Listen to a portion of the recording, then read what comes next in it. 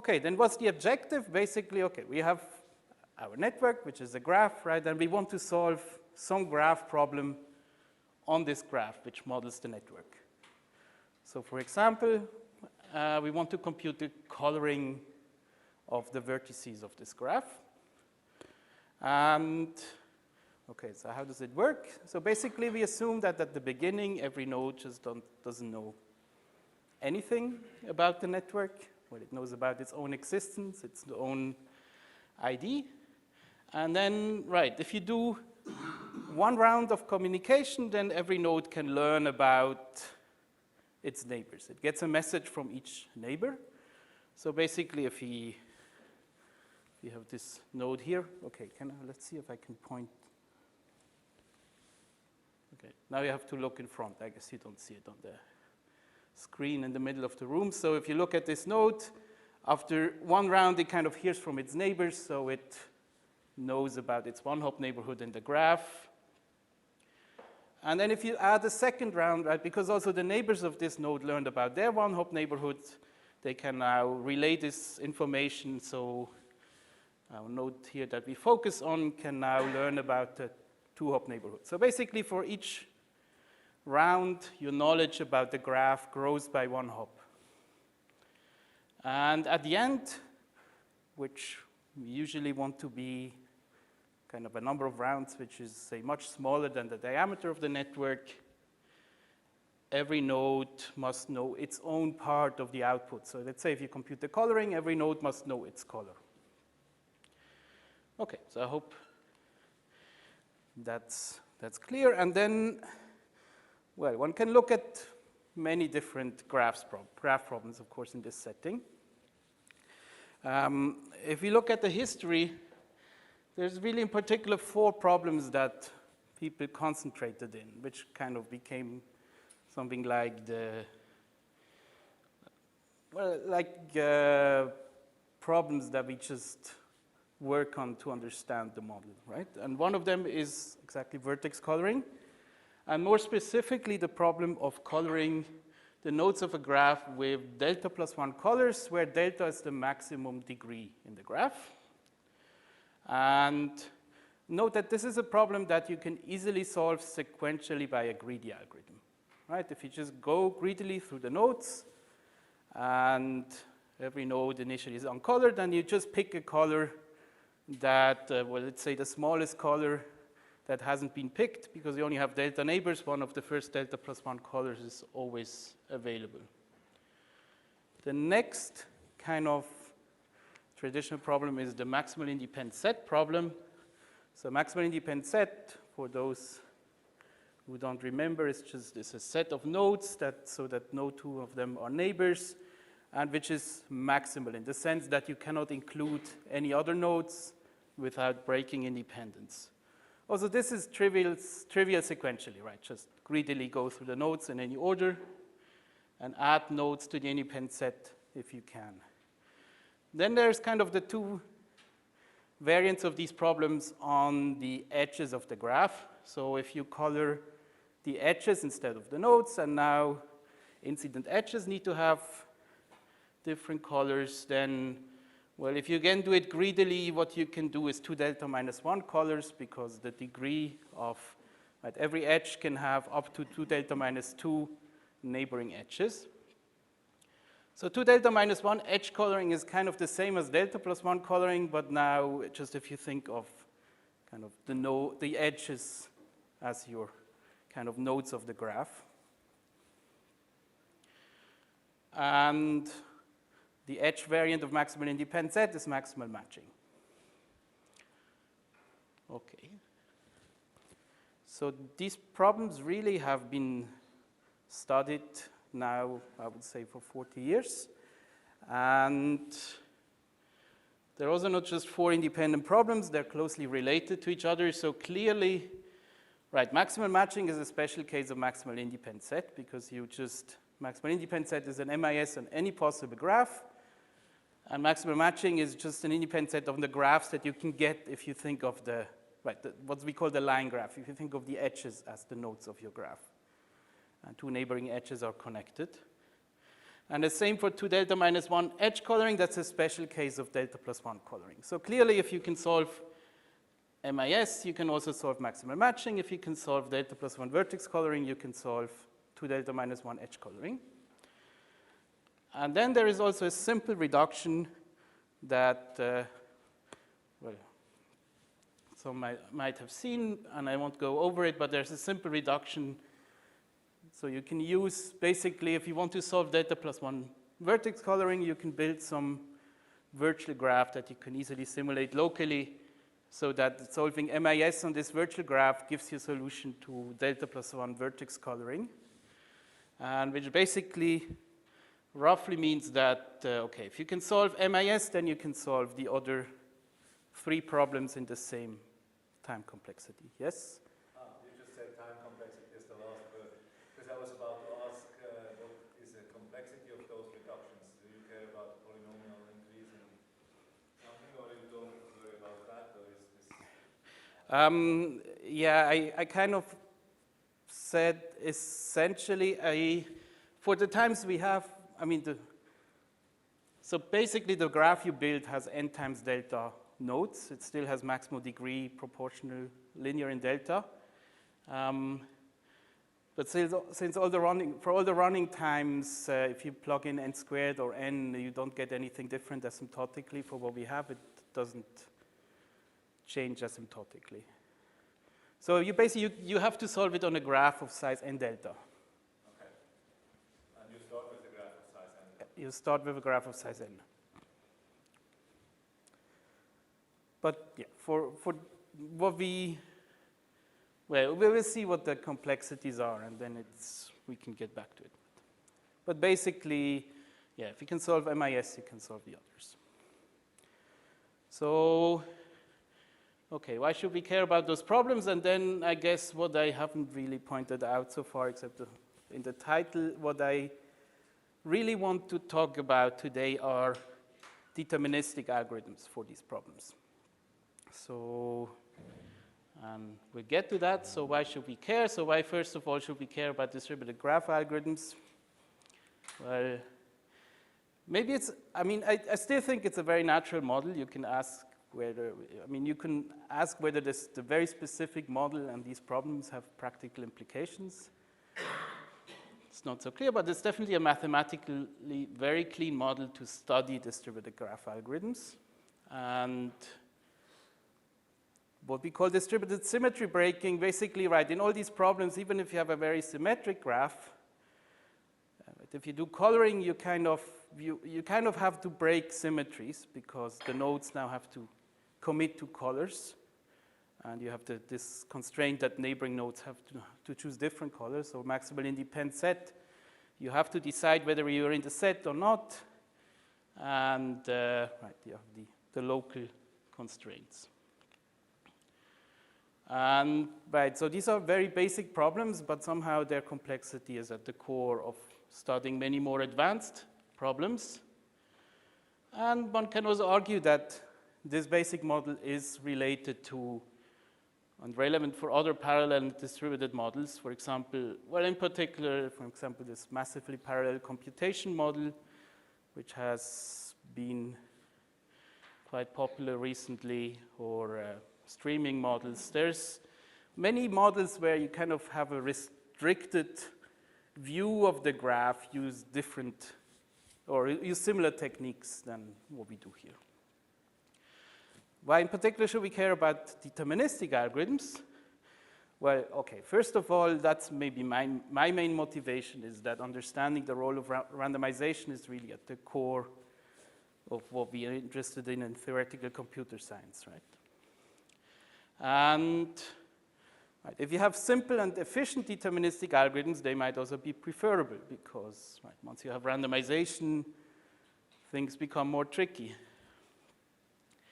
And then also in particular in this case, and I'll get back to this, so it turns out that the fastest randomized algorithms for those problems, and actually for all problems in the local model, or the complexity of those, is closely linked to the complexity of the fastest deterministic algorithms. And you actually need in order to improve the fastest randomized algorithms, you need to improve the fastest deterministic ones. But I'll get back to that.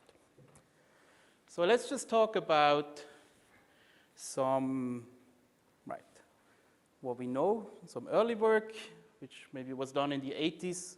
This was mostly done for more classical parallel systems, but the algorithms directly carry over. So first, okay, all these problems you can solve with very simple randomized algorithms in basically log n rounds. So people might know Luby's algorithm for solving MIS, and for the other, I mean, you can use that for all of them, but you can also use other simpler algorithms for some of the other problems. And for a long time, or definitely if we go back in time, then the best deterministic algorithms were kind of exponentially slower. So the running times of those algorithms were generally exponential in square root log n, which, okay, if you think of it, this is subpolynomial, right? This is n to the little of 1, because polynomial would be exponential in log n. But this is much more than polylog n, because polylog n would be exponential in log n. Right, so this is in between. So for a long time, there was a significant gap between what deterministic algorithms can do and what randomized ones can do. And maybe it's also not very surprising, right? Because we said we have to break symmetries, and randomization obviously is a very powerful and useful tool to do that, right? But then, yes, so this was kind of a major, maybe driving force behind a lot of what I will talk about is kind of the goal to close this gap or understand it. Okay, and in order to wake up everybody, let's talk about something concrete. So let's talk about coloring, because I will mostly talk about coloring today. So I said there is very simple randomized algorithms. And I think there's simple enough randomized algorithms so that we can construct one here. So, okay. So your task is to color a graph with delta plus 1 colors, and you can use randomization. Actually, here you're supposed to use randomization. So any ideas what we could try to do?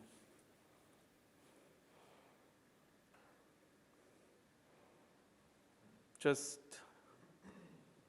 simple ideas are good. Pick a vertex randomly. As a first step. As a first step, pick one vertex randomly. How do we pick one vertex randomly? We can maybe, okay, we can pick a few maybe randomly, and then let's just collect some ideas. Yes? Each vertex pick a color at random first. They exchange its color with its neighbors, and they can see. Okay, very good. So every node picks a color at random, and then you check with your neighbors. Okay, so then, yeah, let's see, what can you do? Okay, you pick a color at random, you check with your neighbors. Yes? If I just don't care about the complexity of that, we could start with a small set of colors, pick one at random, and both the nodes can pick up one color at random. If we take some color range, then we would increase the set of usual colors and try again, and so on. Okay, that's also, yes, so now we have kind of two ideas. Let's get back quickly to both of them. So the second one was start with one color and just pick at random. It's not quite clear exactly how we do this, but we can basically, pick random, choose just color 1 and just try to color as many nodes as possible and then continue with the next color. If for every color we manage to get a maximal independent set, we will actually end up with delta plus 1 colors, but now we have to solve MIS, which I told you is kind of harder than coloring. So but that then would work.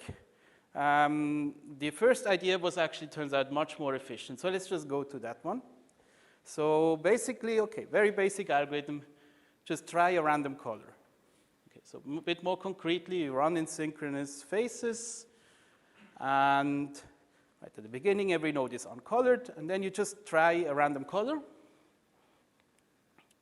And then, okay, for every 2 nodes, you check if they try the same color. And if they try the same color for every edge on which both nodes try the same color, one of them decides to uncolor itself. Let's say the one with smaller ID, something like that. And the nodes which you don't uncolor can keep their colors, right? You don't get any conflicts now because for every edge on which there was a conflict, one node decided to opt out.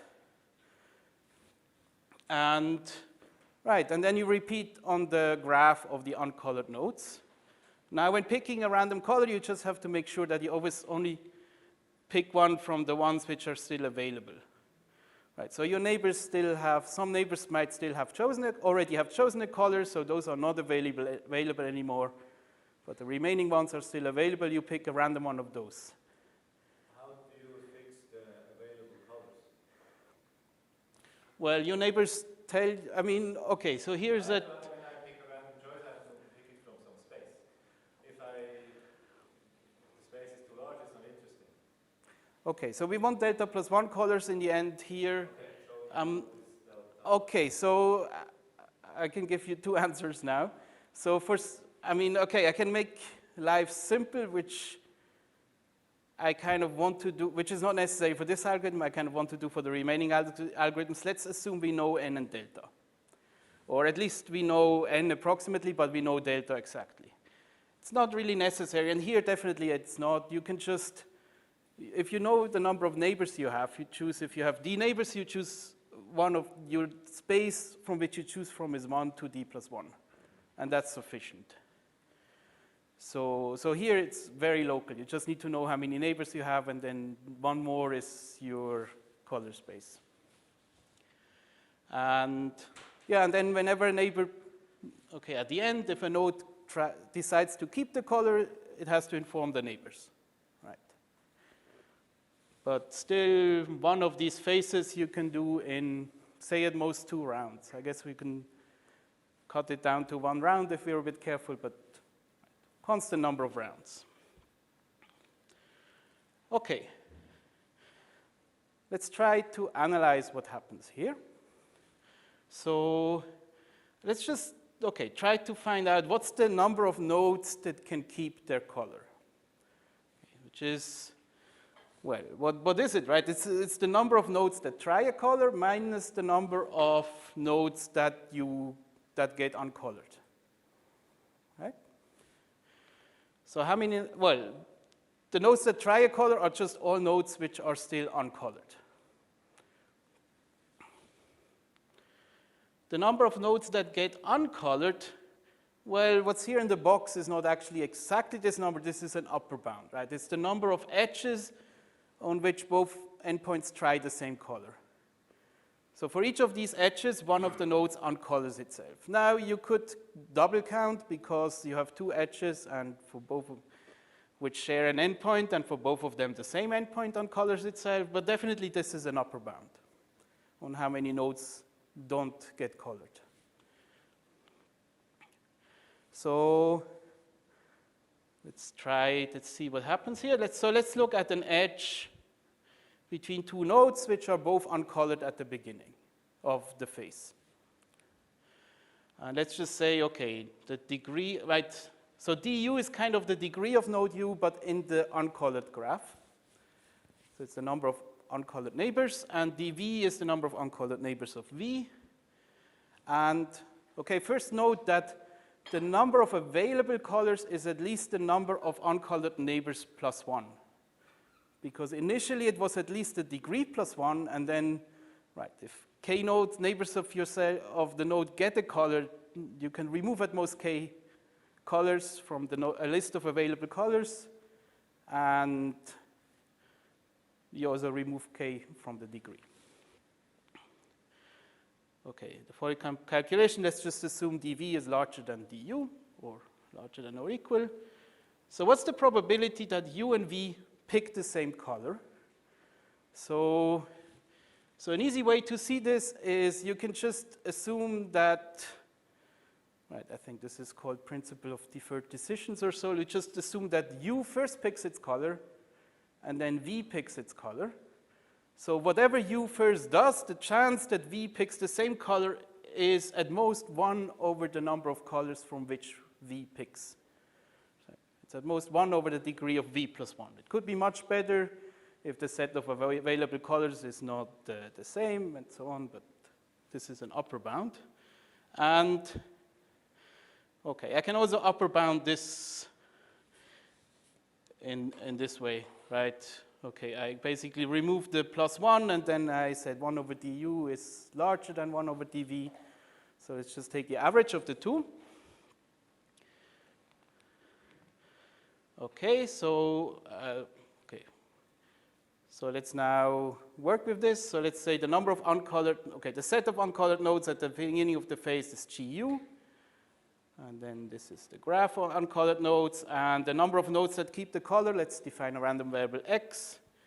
Okay, and now we can compute the expectation of x, right? The expectation of x is the expectation of the number of nodes that are uncolored minus the number of edges on which both endpoints pick the same color. Okay, and well, we use linearity of expectation to, and so expectation of u is just u, and then what's, right, so what's the expected number of edges on which both endpoints pick the same color? It's just the sum over all edges of the probability that both endpoints pick the same color, right? And we just evaluated this probability. So we just saw that the probability that u and v pick the same color is less than 1/2 times 1 over du plus 1 over dv. That's what we just did. So let's just plug this in. And then, okay. Now I want to write this sum over all edges as sum over all nodes and then sum over all neighbors. Now we count every edge twice, right? Once from each side. And for each side I pick one of the two terms here. So if I sum over u, well, if I look at the node u and then the neighbors of u, I plug in the term 1 over 2 du. Right, so for the edge uv, you get 1 over 2 du where you have node u here, and 1 over 2 dv if you have node v here. So this, you get the right sum. And, okay, but now you just, so this inner sum is sum over all neighbors, so this is exactly du terms, and you sum 1 over 2 du for each of them.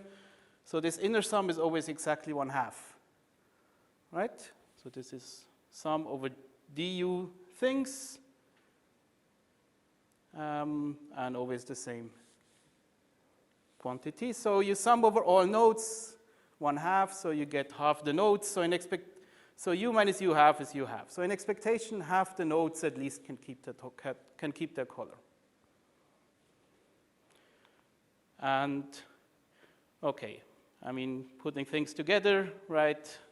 So in expectation, half the nodes can keep their color. One phase requires a constant number of rounds. Let's not do the probabilistic analysis for that, but it's pretty obvious that this should now terminate in log n rounds, right?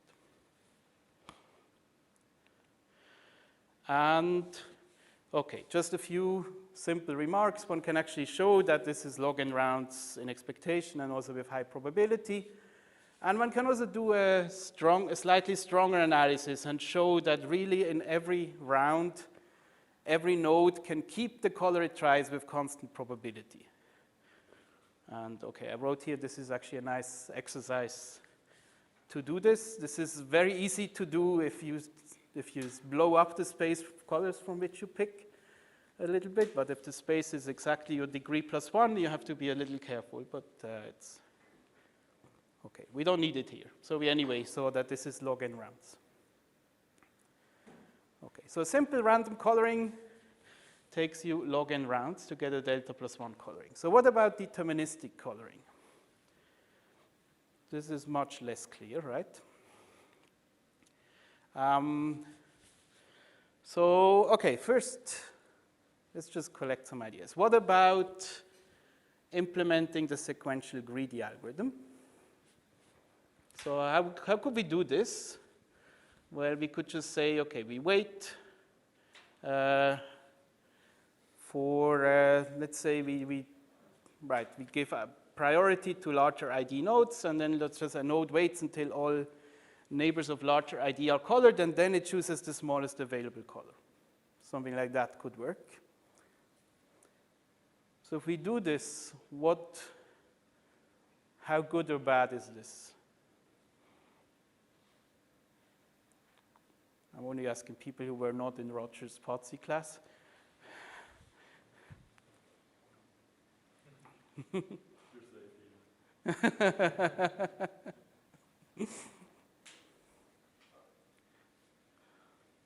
Yes? The IDs are arbitrary. Yeah, I mean, it will terminate, right? Because there's always a highest ID node, and that's uncolored, and that node can keep the color, can choose a color. But, right, let me actually use this tool here. So in the worst case,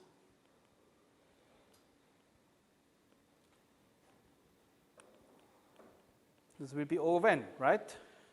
And we can actually easily create an example where it takes O of n. Can somebody come up with one?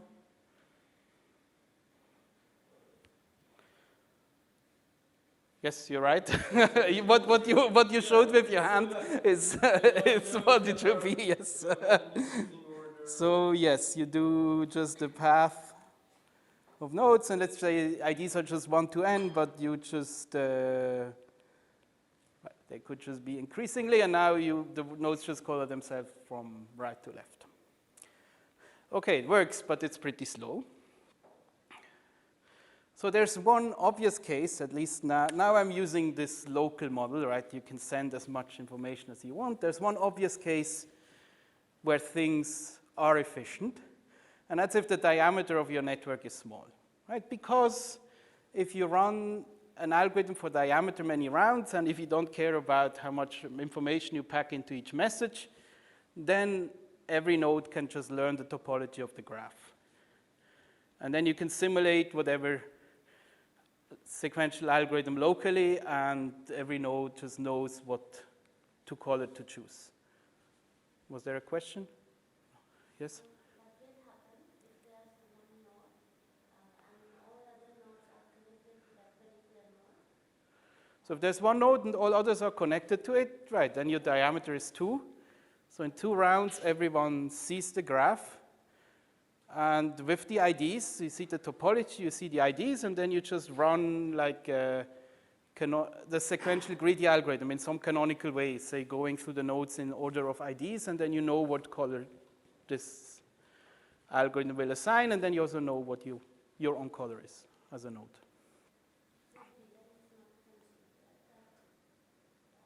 So for example, you say that the node in the middle has the smallest ID, that it has to wait until all the nodes. No, because right, so the node in the middle, let's make a graph like this, right? So you have this is your graph. Let's say it's even just a star, whatever. So, and you have some IDs on the nodes. Maybe, yeah, the middle one is the smallest one, whatever. And now, if you run kind of a full information algorithm for 2 rounds, then every node just sees how the graph looks like. So now locally you can just say, okay, I just simulate locally what the sequential greedy algorithm would do, and then I choose the color. So of course the diameter is not necessarily small, but this kind of, okay, now how do I get back to this mode? Yep. So the question is, can we force the diameter to be small? And we can actually do this, but it's not a trivial task. We can decompose the graph actually into small diameter parts that we can then use, on which we can kind of use this idea. So let me just introduce this concept here. So this is what we call a network decomposition. I did actually this kind of decomposition into clusters was actually introduced in the context of this problem or such problems in this paper already in the 80s. So the goal here is to partition the graph into clusters of small diameter, and also compute the coloring of the clusters so that neighboring clusters have different colors. And there's two parameters. One is the maximum diameter of a cluster, and the other one is the number of colors you need.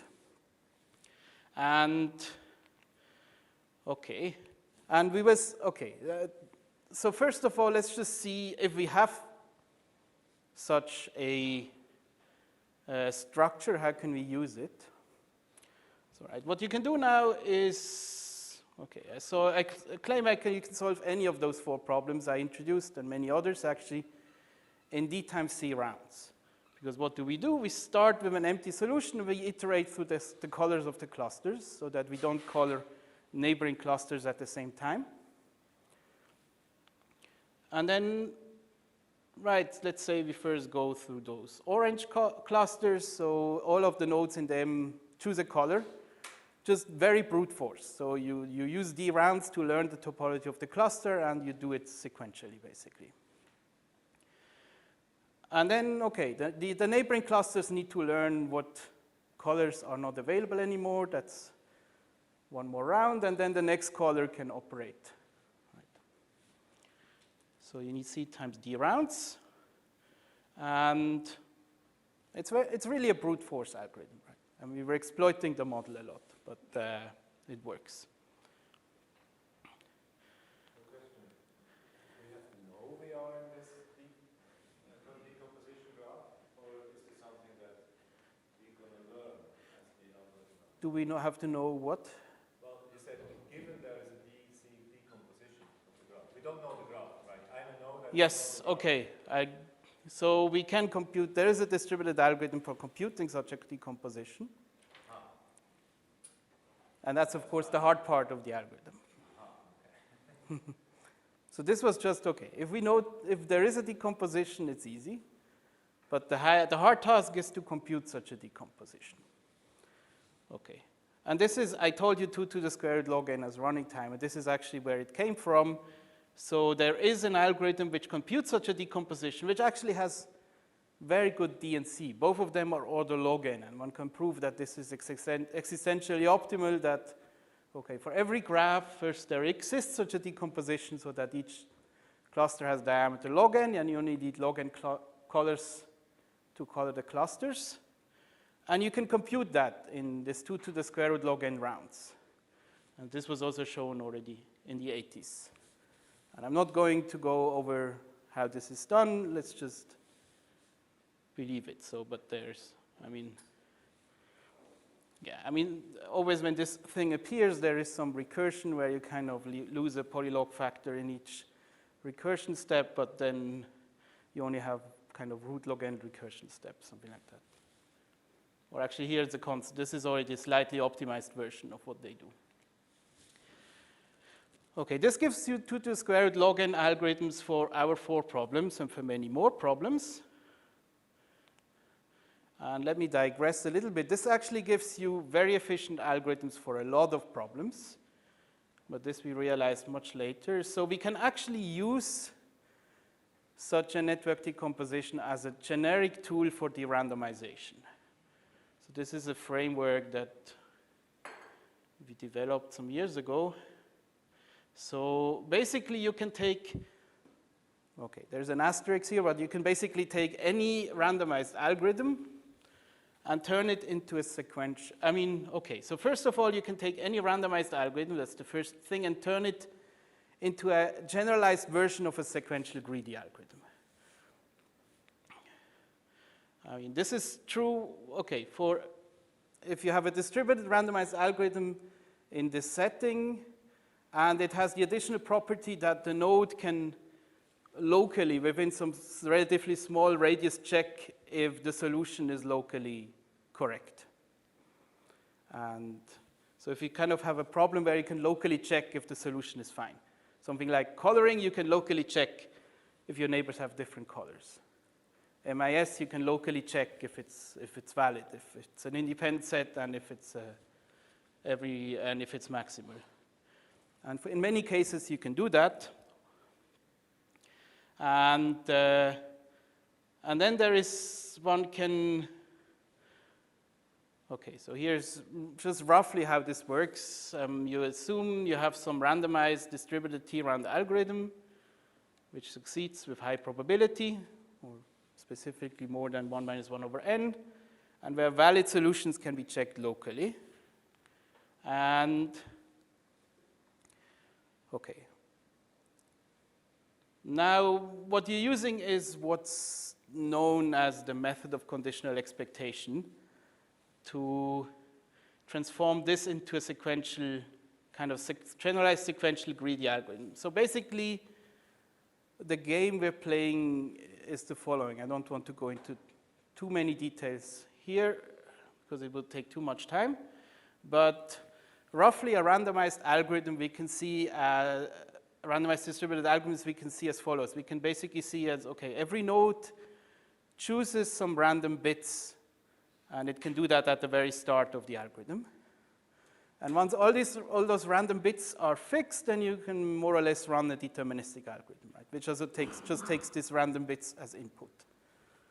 So for your random coloring algorithm, you just determine, at the beginning, you determine a random sequence of bits, which you can then use deterministically to generate your random colors you choose. And now the goal of the derandomization is to fix the random bits of each node so that the algorithm succeeds. And basically for every, and now for, if you do it sequentially, just look at one node and, okay, the T-round, kind of the output of the randomized algorithm only depends on T rounds around, so you basically look at T, something like, I mean a bit more, but something like 2T plus checking radius or so, and you can basically look at this neighborhood and you can basically choose bits which don't make this node or any node fail. So basically what you do is you design a random variable for every node, which is like an indicator random variable, which is 1 if the node fails. And then if you have the success probability, if you sum these random variables, the sum is less than 1 of them, the expectation of the sum of them is less than 1. And now you just assign the bits so that this expected sum does not increase, which is basically what the method of conditional expectation can do. You can, if you have a random variable, there is always an assignment which makes, right, it can always, there's a positive probability that it's at most the expectation. And now you have a kind of a sequential greedy algorithm, and then you can use network decomposition as before to turn it back into a distributed algorithm. Same high-level ideas. You have to use network decomposition on some power graph, but okay. What we get from this is that every T-round randomized distributed algorithm for such a locally checkable problem can actually be transformed into a T times 2 to the square root log n round deterministic algorithm. All right. But what we really would like to have is polylog n round deterministic algorithms. All right, we would like to close this gap between deterministic and randomized. So that's the big question. Do those exist? And how is also in particular about our 4 problems.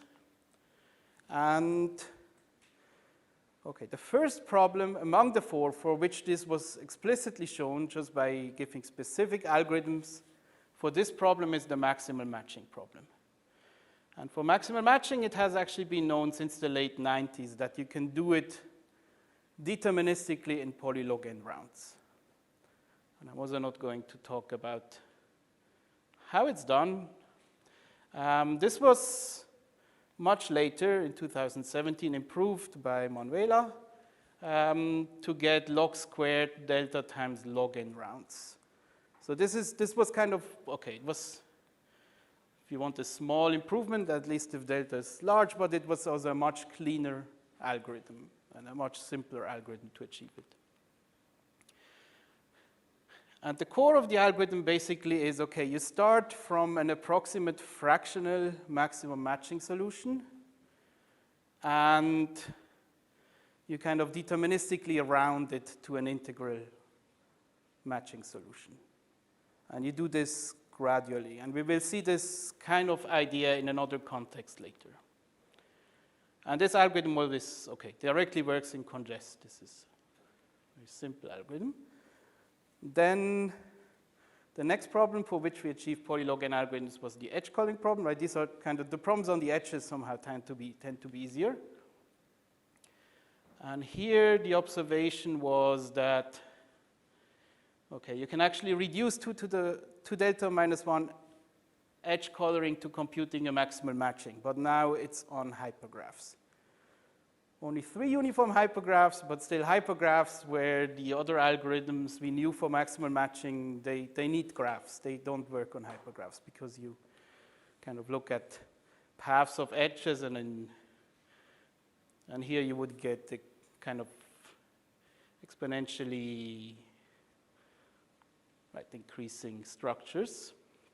So those don't work, but by using more involved local rounding algorithms for maximum matching, we could solve it. And there was actually 3 papers which, okay, the first one was something like log to the 8 delta times log n, and then it was gradually improved to almost log square delta log n by David Harris in 2019. Okay. So let me just talk a little bit about the state of the art. And okay, there's a particular reason why I put 2019, and we'll see why.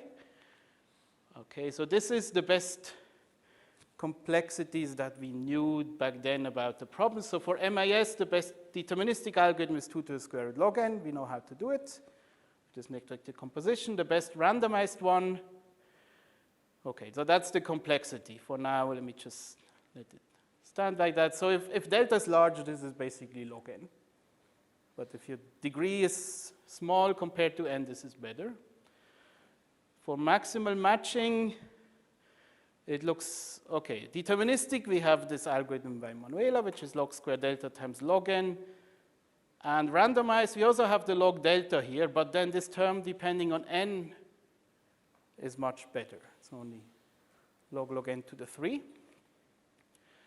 For vertex coloring, so actually, okay, this already shows our simple randomized log n round algorithm is far from optimal. But if you want to get an optimal algorithm, you have to put in much more work. Then it's not a simple randomized algorithm. But okay, the best algorithm was 2 to the square root log n. The best deterministic one, 2 to the square root log n. And this is the situation for edge coloring. And there is some lower bounds that we know. So for MIS and matching, for randomized algorithms, the best lower bound is still this square root log n over log n algorithm, which goes back to some work of Roger, Thomas, Moshe, Broda, and me. And for deterministic algorithms, we now have a log n over log n lower bound, which also was kind of a breakthrough paper. And this is actually, I think, one of the definitely only recent paper I know that got a Stock or Fox Best Paper Award. So this was the Fox 2019 Best Paper. For coloring, we basically don't have lower bounds. We have a lower bound by, an old lower bound by Lineal, which says that, okay, you need log star n rounds to compute delta plus 1 coloring. Log star n is a function which grows extremely slowly, and okay, it will appear again later, but this is just very far from all these upper bounds. So this is a good place to talk about the relation between randomized and deterministic complexities. Because if you look at, in each case, the randomized and deterministic complexity, you might see some pattern, right? So if you just look at the part that depends on n, then you see that, okay, if you have 2 to the square root log n, you have 2 to the square root log n. So basically, every time if you if you replace the n in the deterministic bound by a log n, you get the term that you have here in the randomized bound. So also here, 2 to the square root log n, 2 to the square root log n. Here, okay, you also have to replace the delta by log n. So this becomes log n to the third. And this also becomes, okay, log n to the third, and the tilde here just means there are some lower order factors in there. And this is not a coincidence. So this is, well, first it's how the algorithms work. All the fastest randomized algorithms are designed as follows. They basically use a technique that we call shattering, which roughly does the following. So you first run some algorithm which just depends on the maximum degree, where you make most nodes kind of terminate. So you kind of compute the coloring, say, on most nodes of the graph. And you can do that, okay, let's do MIS, where we have an actual term. So we can compute an MIS on most of the graph in log delta rounds. Most of the graph means basically except 1 over poly delta fraction of nodes. And then one can show that the remaining nodes fall into potentially many but very small components, or small diameter components. And then the remaining nodes, we just use the best deterministic algorithm to solve it. So you reduce, by a randomized algorithm, we reduce the problem to many problems of size poly log n, and then you use the best deterministic algorithm to finish off.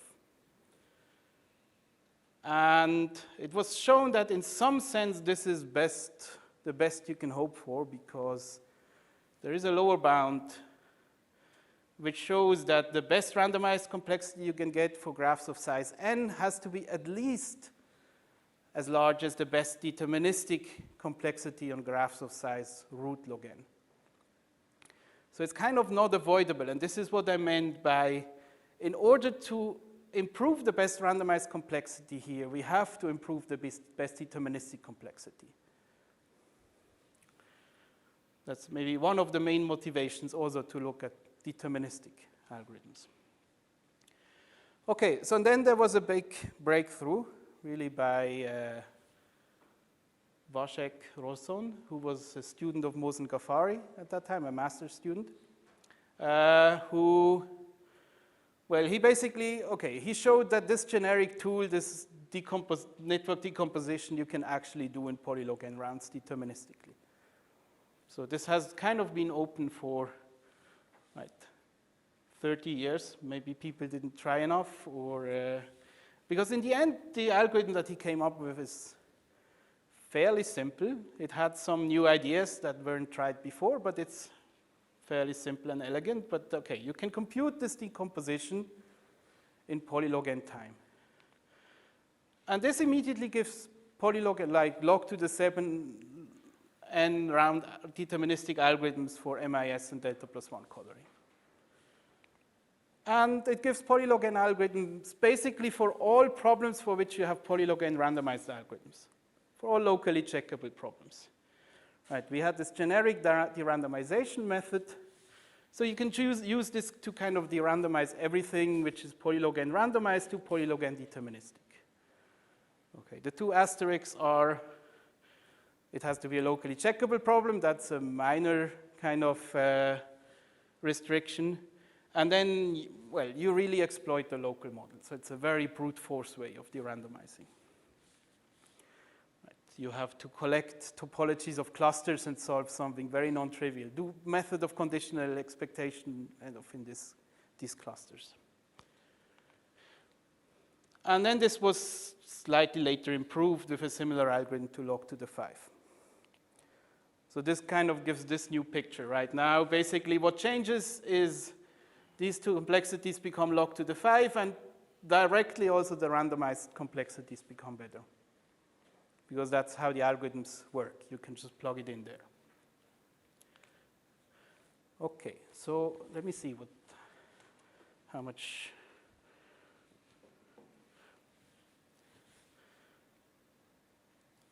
Okay, I have enough time. So algorithms of network decomposition are very brute force, right? So, and they really exploit the local model. And even for the 4 classic problems, especially when using the randomization by conditional expectation. So I have to say that for the 4 problems, there were, okay, people did develop later congest algorithms which you can use together with network decomposition. So basically, you can design congest algorithms which work proportional to diameter, and then if you combine it with decomposition, it also, you lose some log factors, but you can also solve things in the congest model, but still kind of brute force. So can we get similar results more directly? Kind of the question. And okay, it turns out we can. And it turns out we can also, by doing that, we can also solve things faster. So you can solve MIS and delta plot 1 coloring actually in log square delta times log n rounds by a deterministic algorithm. And okay, this is actually based on a new kind of generic technique for rounding. Is you start with some sort of a fractional solution and round it. And we first did this for coloring and then for MIS and all the other problems. And okay, I won't talk more about this now, but basically this algorithm for coloring is what I want to talk about in the second part after the break. So my goal is to just go over this algorithm and fairly in detail and convince you how it works.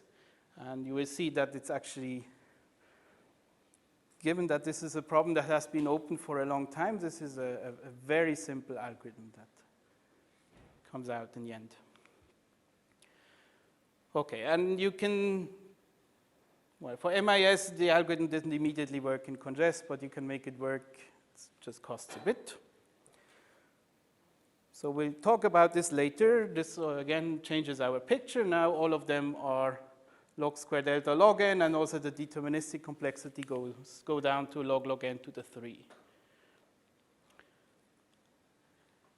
And this picture, actually, all of these complexities are basically achievable also in the congest model, but this requires more work, except for the edge coloring one. Here it's more tricky because okay, if you talk about edge coloring, the most basic things don't work anymore. You cannot figure out what the available colors are, even for an edge, if you have a partial coloring. Because they are at, the partial coloring is of the 2 sides of the edge, and communicating this over the edge is just, well, if delta is large, this is like linear in delta amount of information, which can be way too much. Okay, and this general rounding one can use for further improvements, and in particular, this one is interesting. So this group of people actually use this to even get a faster network decomposition algorithm. So this was first designed to avoid network decomposition, but now we can also use it to speed up network decomposition. So now we have a network decomposition algorithm which is deterministic and essentially runs in log to the 3n times polylog log n. So this improves over the log to the 5, and this is also essentially works with small messages. So this takes a randomized algorithm for doing this decomposition, and a particular step in that, and de-randomizes it with this rounding method, but yeah, there's no point in talking more about it. And then later, Mosen and Christoph showed that if you just care about MIS and our 4 problems, you can do even better. And here they really just combined all the things we've seen. So basically they combined this idea for network decomposition, but then they get a weaker version of network decomposition, which they can compute faster. And from this, they can get a fractional solution, which is better than what we can get without such a decomposition. And then the other algorithm becomes more efficient, and in the end, they get an algorithm which solves MIS in log squared n times polylog log n. And then all the other problems as well. So now, Okay, especially for MAS, right? The best, right? The lower bound is log n divided by log n for deterministic algorithms. The upper bound now, this really leads the local model, but the upper bound is basically log squared n. So from this exponential gap, we kind of reduced it to a really very small gap. And the gap is even smaller if you ask something like constant approximation of maximum matching. There they get something which is really close to log n, which is essentially the best algorithm we have. Okay, here the lower bound is square root log n, so it's not that. Okay, so this is basically what we know, and at that point I also don't see easy ways to improve it, but so there's one more thing I'd like to talk about. This is kind of more traditional classic, and the other thing I would like to talk about now, the rest is, okay, what happens if the max degree is small? So this is, okay, this is faster if delta is small, but it's, even if delta is constant, this is still log n. But we can ask, okay, what happens if if you have a bounded degree graph?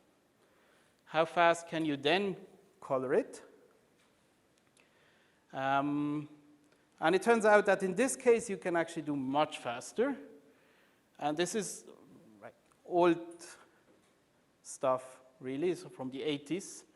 So if you have a constant degree graph, then you can solve all our 4 problems, MIS and the other, in time only log star of n, and now maybe I should explain you what log star of n is.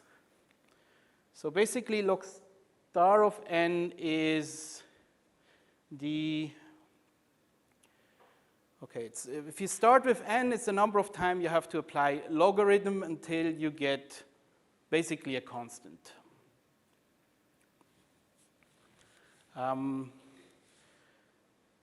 So it's the inverse function of the power tower. Right? So power towers growing extremely fast, and those grow extremely slowly. So just, yeah, I think a good example still is if you plug in the number of atoms in the known universe, then log star of that number is something like 5 or 4, a bit depending on how exactly you define it. So in practice, this is a constant, right? For theoreticians, it's not a constant. It's a function that goes to infinity as n goes to infinity. But it's a really slowly growing function. So in this case, which is, of course, much, much better than log n, right? And since I'm kind of using it later, I'd like to go over one of the standard algorithms to achieve this. So let's first talk how to get more than delta plus 1 colors. And so there is a classic result by Nati Lineal, which shows that in log star n rounds, you can compute with delta squared colors. And this you can do even if delta is not a constant. So here we don't need the constant. For the other result, we need the constant then. And this is roughly how it works. Okay, so this is kind of the key intermediate step that we have to care about. So if you have, okay, you start with some initial coloring of the nodes, let's say with C colors.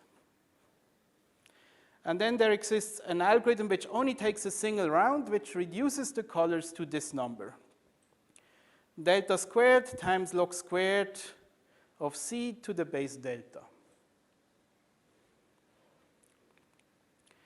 And, okay, now I'm not going over the details, but this basically immediately gives the theorem here because, well, you can use your unique IDs as an initial coloring. If you have log n bit IDs, this is poly n colors. And then, right, you apply it, and then you get delta squared times log squared of, well, your C is poly n, so log of poly n is log n. So you get log squared of n, but even to base delta. And then you've applied, and now you just apply it again. And then roughly you get delta squared times log n. log n squared.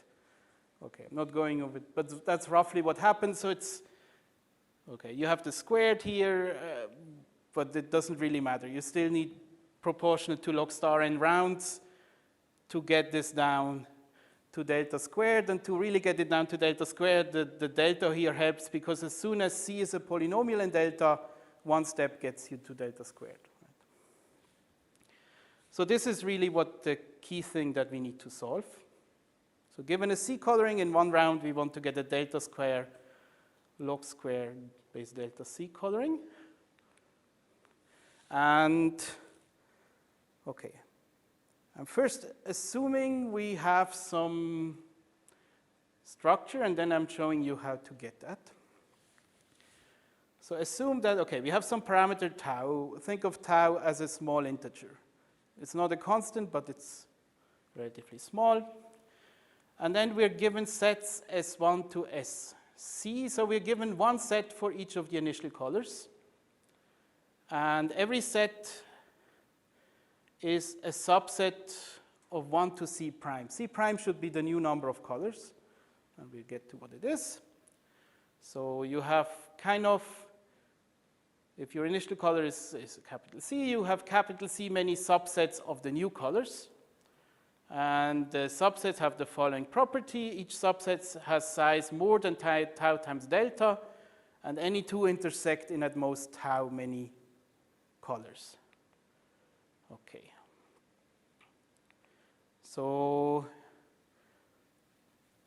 let's just go over how we use this, and then maybe it's also clearer what the structure is. So we look at the node U, and it has D neighbors, where D is at most delta, right? So, and the node U has some initial color. Let's call it IU. So IU is the initial color of node U, which is in this range 1 to C. Okay, so this I should be an IU. So there exists okay. So if the initial color of node U is IU, then it picks set SIU. It chooses a color from this set. That's the goal. So what color does it pick? It has to pick a color which cannot be picked by any of its neighbors. Right? It just looks at all its neighbors, and it looks at the set of colors that these neighbors have available. That's these sets SIV for the neighbors V. And it wants to pick a color which is in its set, but it's not in its neighbor's set. And we can rewrite this as its set minus kind of the union of the intersections of its set with the neighbor sets, right? That's the same thing. Because now we know that, okay, we know that the set it has available is more than T times tau colors, at least T tau, more than tau times delta. And and its set with any neighbor intersects in at most tau colors, so this can take away at most delta times tau colors. So there's at least one available. Okay. So for our parameters, basically what we need to show is that, okay, we want C prime to be alpha times delta, for some constant alpha times delta squared times log square base delta of C. That should be the new number of colors. And then we want these properties. Okay, so this is what we want to get. And if we can show that sets like this exist, then we have an algorithm. And there is an elegant algebraic construction for sets like this. And okay, here's what we do. Okay, so let QP some prime power so that we have a finite field of size Q. And then let's look at the set of polynomials over the field FQ of degree at most tau. Tau is our parameter, okay? So this is a set of polynomials over this field of degree at most tau. Okay, and we will identify this set with the old colors. So we want to have one polynomial for each of the old colors. So how many such polynomials do exist? Well, you have tau plus 1 coefficients, and right? And each of them can have up to q values, so you have q to the tau plus 1 such polynomials. So we therefore need, okay, so in order to have one polynomial for each of the initial color, we need to have q to the tau plus 1 needs to be at least c, right? The new colors will be just from the set, okay, the fq times fq. So it will be pairs of members from our field. So we have q squared new colors. And, okay, and this is how we define the sets. Okay, these sets Si, right? Because the i's are from 1 to c. From the original colors, we have one I for each of the polynomials here. So we have one set for each polynomial. And the set that we generate are just all the pairs for all the values x, and the value of the polynomial at this position. These are the pairs that we build. Okay, so what's the size of one of these sets? It's q, right? Because there's q different elements in our field. So therefore, q should be larger than t times delta plus 1, right? In order to satisfy what we need. And note, but by this construction, we now directly get that two sets can intersect in at most tau positions. Because if you have two different polynomials of degree tau plus 1, they can only be identical in at most tau positions, right? So by using these polynomials, we immediately get this condition that they don't overlap too much. So now we just have to set the parameters so that these things work out.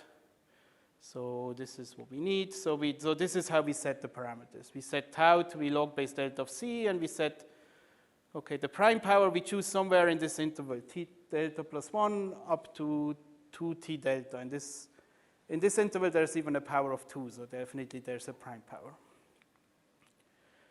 Okay, so we need q to be at least t delta plus 1, but we get this immediately, right, by the choice here. Because q is from this interval. So let's look at this condition. We need q to the tau plus 1 to be more than c. Well, let's just plug it in. Q to the tau plus 1 is larger than t delta plus 1. Well, I just plug in tau here. That definitely works. And t delta plus 1 is larger than delta. So this is larger than delta to the log base tau of c, which is equal to c. That's what we need, right? And the new sets have size q squared. So what is q squared? Well, this is at most 2 tau delta squared, which is also of the order that we want. Okay, and this is basically the algorithm, right? You use this algebraic construction to get these sets, and then you can use it, and then you can just, okay, every node, based on its initial color, it has a set of available colors it can choose from, and you know there is one which is not available for the neighbors. All right.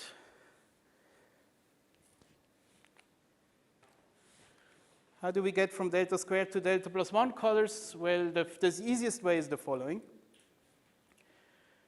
If you start from more than delta plus 2 colors, you can just reduce the number of colors by 1 in one round.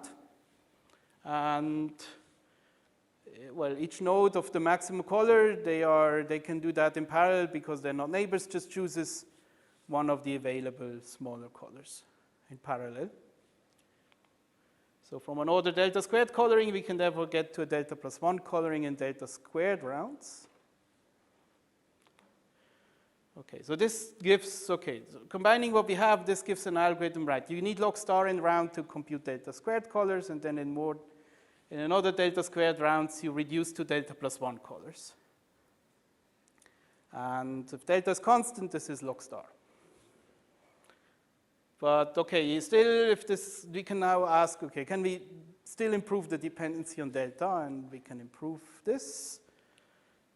So first, you can just improve the thing up here, just this color reduction.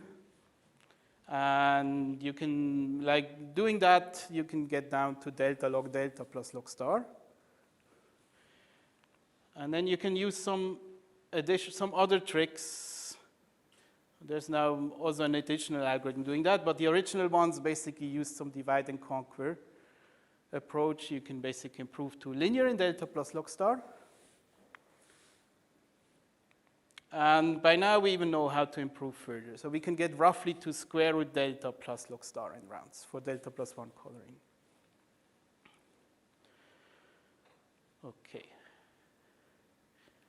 And actually, okay, this is not kind of the focus of what we will do later today, but okay, there's a long line of research kind of really trying to get complexities of this form and trying to get the dependency on delta down. Okay, we know the log star end part is needed, even on rings. That's the lower bound bilineal. And then, okay, so first for MIS and maximal matching. So I claim that we can solve both of them in time linear in delta plus log star. And what we do is just, okay, right, on the previous slide, I argued that you can compute coloring in at most delta plus log star. So now what we just first compute the coloring, and then we iterate over the colors and do greedy MIS. Nodes of the same color can just decide at the same time. So this is a simple greedy algorithm. The interesting thing about this one is it's actually optimal. It has been shown that this is this Fox Best paper that, okay, you really need, unless your dependency on n is at least log n over log n, you really need linear in delta rounds. And it's also true for randomized, except that this becomes log n over log n. So, but still true for randomized. And in some specific version, like slightly weaker version of the local model, one can even show that the exact number of rounds that the greedy algorithm needs is optimal. So up to, I mean, really up to the constant. There's not even an additive difference. If you use what's known as the port numbering model, where you have, instead of unique IDs, you just have names of, like, your edges are numbered. This is a weaker model, but then one can really, and you start with some initial coloring also, you can show that, right, the greedy is really exactly the best you can do. This is already what we discussed. We know for delta plus 1 coloring, and now let me just mention what we know for the last of the problems. So here, 2 delta minus 1 edge coloring is actually, okay, one where now we know we can also do better. So here we can go subpolynomial for delta. So the first algorithm that achieves this achieved 2 to the square root log delta here. And then we tried to improve it, and okay, first we got close to polylog delta, and then we actually got to polylog delta plus log star. So for 2 delta minus 1 edge coloring, it's actually not only polylog n, you can get it down to polylog delta.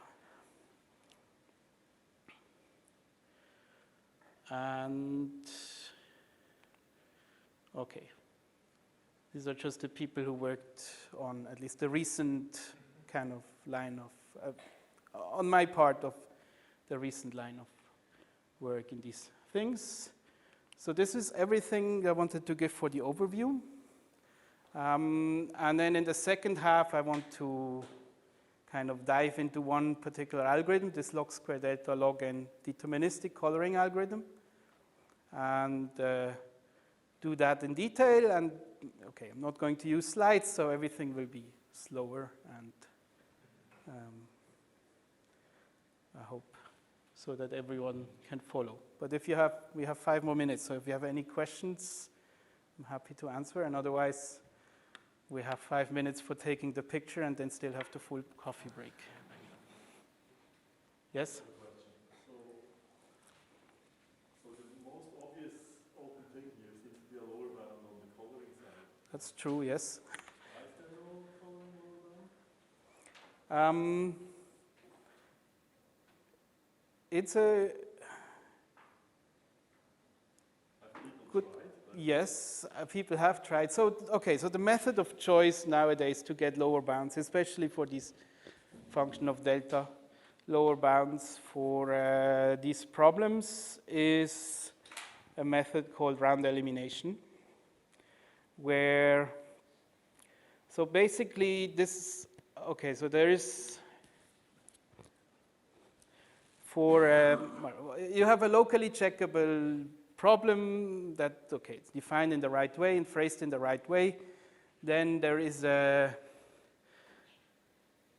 there has been, so this is mostly was Sebastian's work, Roger's former student. The initial thing, though, there is a mechanical way of taking a problem and turning it into another problem which is exactly one round easier.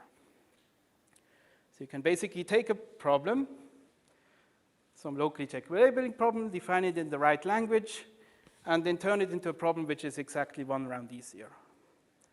And the problem with this reduction, okay, it's mechanical, and we have implementations for it, and a lot of, by now, software tools also to play around with it. The problem is that, in general, the problem size grows doubly exponential if you do that. So in many cases, like, so for example, for maximal independent set, what you can do is you don't take the actual problem, but you take a problem which is kind of a weakened version of maximal independent set, but such that somehow this round elimination behaves nicer. So it behaves a bit nicer, and then you have to use tricks to simplify the problem, but then you can somehow turn it into something where the problem size doesn't grow when you do these steps. Now for coloring, we just don't see any way of simplifying. It's, everything we do just still grows. I mean, the problem size, if you just use round elimination, really seems to grow doubly exponential. And if it does that, we don't get any, even for getting a log star in lower bound in this way. Well, we can get a log star in lower bound in this way for lines. You can produce lineal, and actually lineal essentially does round elimination, if you look at it in hindsight. But yeah, that's currently, for many problems, we can do something, but for coloring, it seems behaves badly. And the interesting thing is, if you reduce the number of colors by 1, if you get delta coloring, I didn't talk about this problem at all, which is not a greedy problem sequentially, right? Every graph, except for odd cycles and cliques, delta plus 1 cliques are delta colorable. Where is delta colorable? And you can ask for algorithms, distributed algorithms. Now here, it turns out that, okay, you cannot do this log star thing, even if delta is constant. Even if delta is constant, you actually need log n rounds. And here we can prove this with round elimination. So here, one can actually turn delta coloring into a kind of a generalized or weaker version of delta coloring, and to get a problem where the one round easier problem is exactly the same problem as you started with. And then, well, this basically gives you a log n over log n lower bound, because, or log n actually for bounded degree. Well, I'm not going to talk about how, but basically, right, so delta coloring behaves very different from delta plus 1 coloring, which is also true for sequential algorithms, of course, but also in terms of locality. And there you can keep it under control, but once you have delta plus 1 colors, it's, yeah, so that's the method we have to prove lower bounds, and it just doesn't work so far. So we have a lower bounds for a weaker version of the local model, but for a much weaker version, which seems pretty unrelated to the actual thing we care about. There we can show something like a delta to the 1/3 lower bound, but I don't think this has any implications on the actual thing. So yeah, I can't give you a better answer than just saying that That's where the methods fail, so far. But it's true, that's the kind of the main open question is getting lower bounds for coloring, because it's kind of a huge gap, log star to polylog n. And actually, if the degree is log n, there is not even a log star n lower bound. If you have delta is log n, the best lower bound we have is constant, right? And delta squared coloring actually becomes constant in this case, so it's not a coincidence.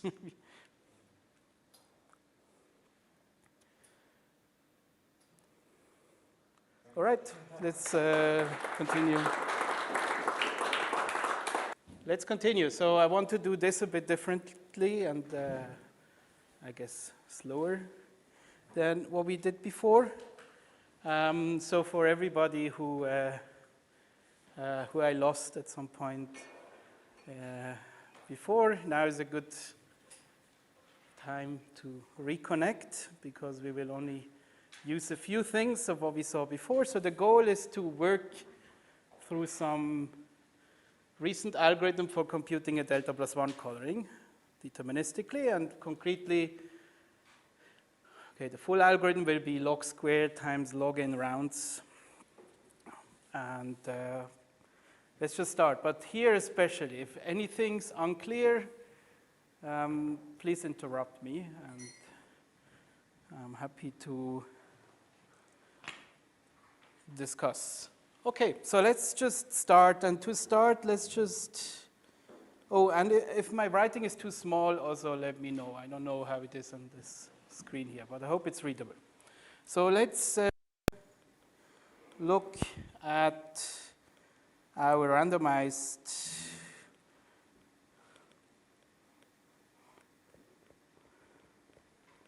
algorithm again. Okay, so because that's where we're going to start, so let's just quickly recap what we did there. So let's just look at one basic random coloring step.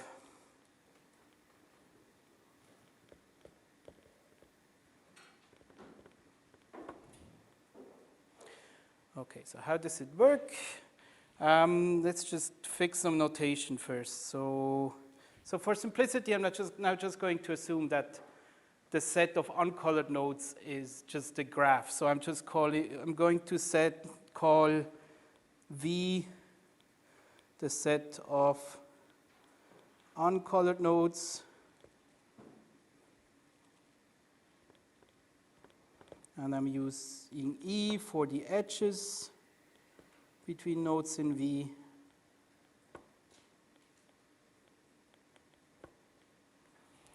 And okay, but then we still have to keep in mind that this is not potentially the original graph, but some intermediate step. So basically, the important thing is that available colors might not be all colors. So for all nodes, well, let's first use dV as the number of neighbors in V, kind of the number of uncolored neighbors, and let's use LV to denote the list of available colors.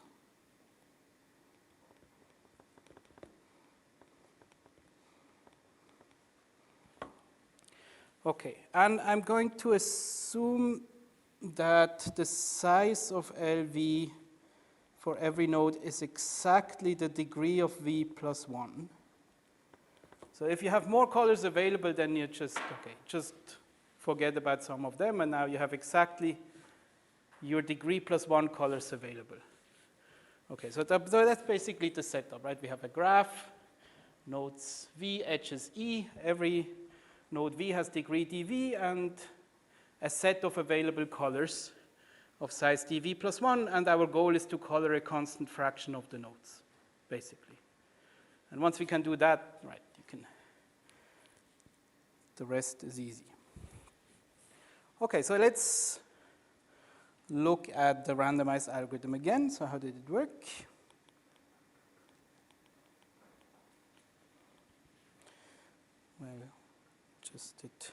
Well, just one step, right, of the algorithm. It basically consisted of, say, 3 steps. So first, for all nodes, let's just call this xv, we choose a random available color, right? So this is a uniformly random color from LV. So every node does this independently. Then for all edges,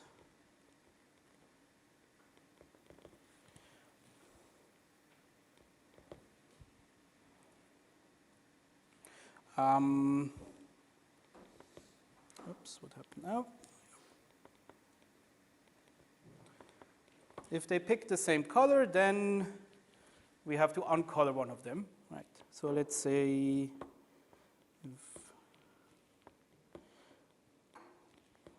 well, it doesn't matter. Let's say we uncolor the higher ID, but it really doesn't matter. And ID of U is larger than ID of V, then, well, let's just use for now, because I want to use the variable xv later, let's just use a flag which says that node V is bad, needs to be uncolored. Let's just set this to true, and initially it's false, I guess. That should be clear. And then we fix colors. So basically, if this flag is not set, then color V with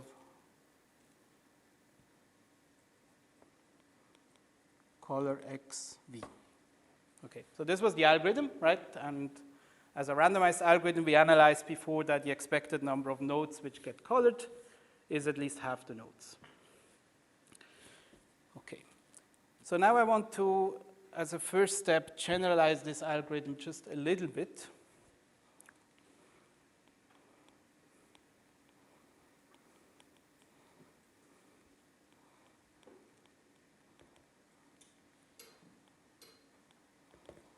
And I guess the way I'm generalizing, I'm trying to change step 1 into a step 1 prime. And I'm just going to deviate from having this uniform random distribution. So now I'm assuming that, and this is given, that I'm given a probability distribution, which I just called pi v, is a probability distribution over the colors in LV, right? So now I'm just assuming I have given some arbitrary distribution according to which V chooses its random color. And just to fix some notation, for every color in the set of available colors, let's say that PV of X is the probability for picking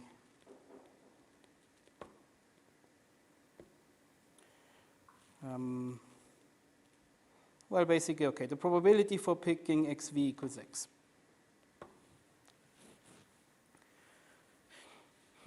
Okay, so X is a random color, XV is then a random color according to this distribution, right?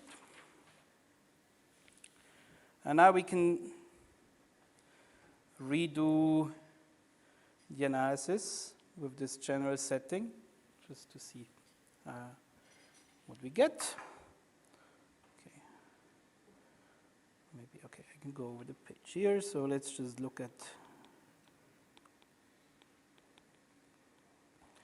So what did we do for the analysis? We just, okay, we want to compute the expected number that keeps the color, so let's just introduce a random variable for this. Let's say y is the number of nodes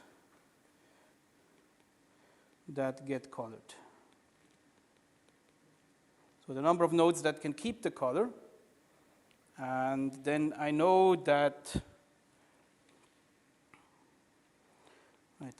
y is equal to, well, all nodes minus the number of kind of, I can maybe write it like this. The nodes V for which we need to uncolor, right? And we know that this thing can be upper bounded by something which I will call M for number of monochromatic edges. This can be upper bounded by the number of edges for which both nodes choose the same color, right?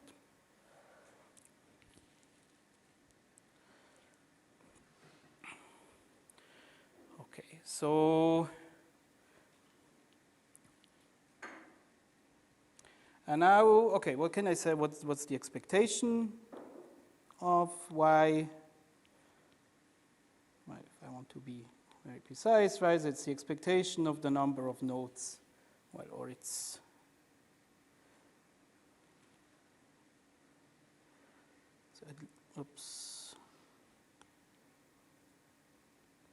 at least the expectation of the number of nodes minus this number of monochromatic edges, which, okay, of course, this number of nodes minus the expected number of monochromatic edges. And, okay, I also give this term a name. So the expected number of monochromatic edges I'm going to call the cost, and I'm going to use C as an abbreviation. So C means, C is not a random variable, C is a quantity which depends on the probabilities. C is, right, the expectation of M. Okay. So what can we say about C?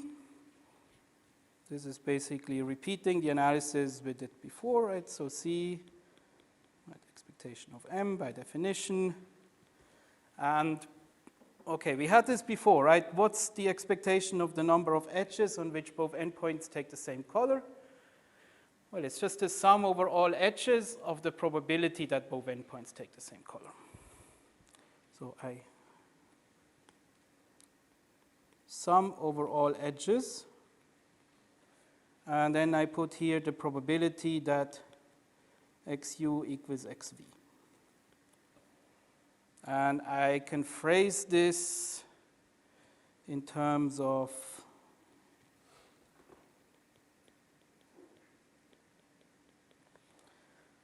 our probabilities, right? So what's the probability that node u and v pick the same color?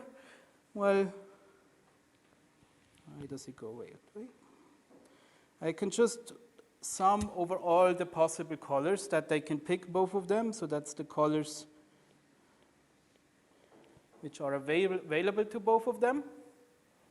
And then, okay, so the probability distribution for node u was pu, so it's pu of x times pv of x.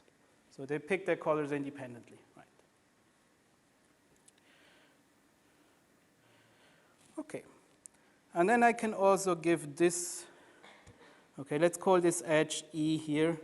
Then I can also give this thing a quantity. I can just call this the CE, the cost of edge E. So CE, the cost of edge E, is just the probability that both endpoints on the edge choose the same color.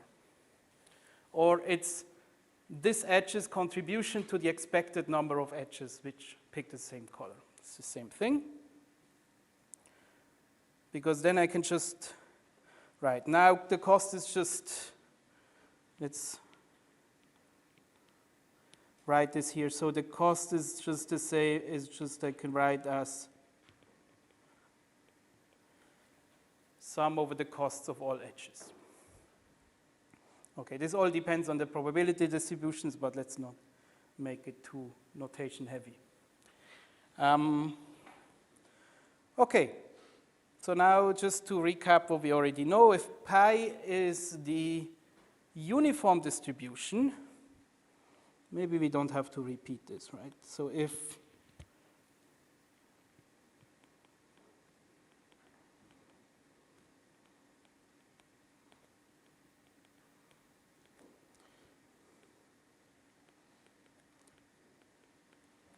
for all v, then,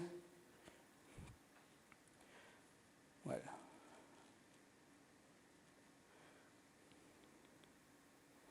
then we know that C is at most half the nodes. Okay, we can, if somebody wants to repeat it, we can go over this argument again, but we had it in the morning, so I guess we can just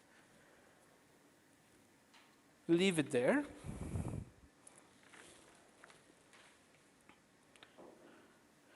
Okay, so that's kind of a quick repetition, but we already generalized a bit and defined some notation.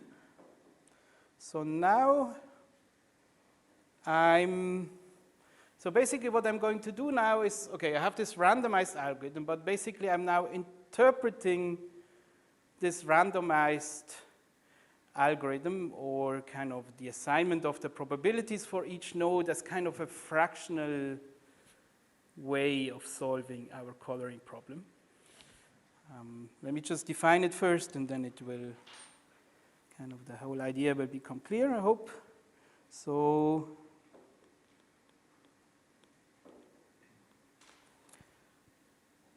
okay, let's just call it fractional coloring, and I know that fractional coloring has a slightly different meaning usually in graph theory, but for our purpose that's fine, or coloring solution. Yes?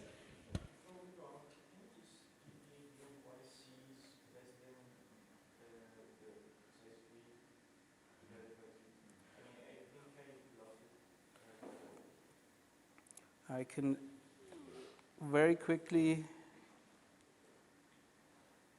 go over it again, and if you need more details, let me know. But so basically, right, we know that C is sum over all edges of the edge cost. And we said before that the edge cost, okay, it's the probability that both endpoints pick the same color, which was, okay, sum over the edges, and then of sum of the available colors.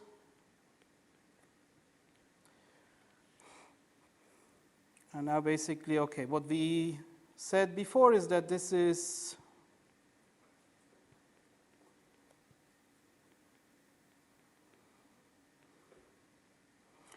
right, the probability that both endpoints pick the same color is at most 1 over the size of the larger list, because we can in our head think of that the node with the smaller list first picks the color and then the other one, and then the chance that it picks the same color is at most the number of colors it picks from. And then we upper bounded this by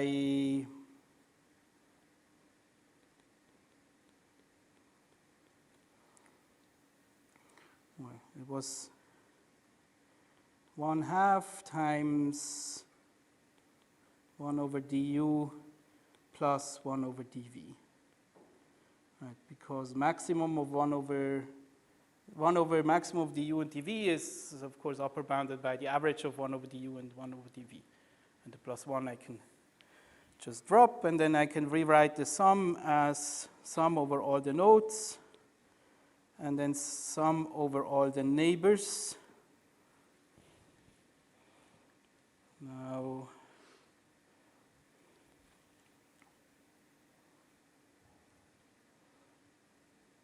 oh, actually, it's okay. So wait. The sum over the colors is too much here, right, every time. I already said this is the probability of, yeah, this I didn't, yeah. Yeah, one always has to build in a mistake so that people can notice. And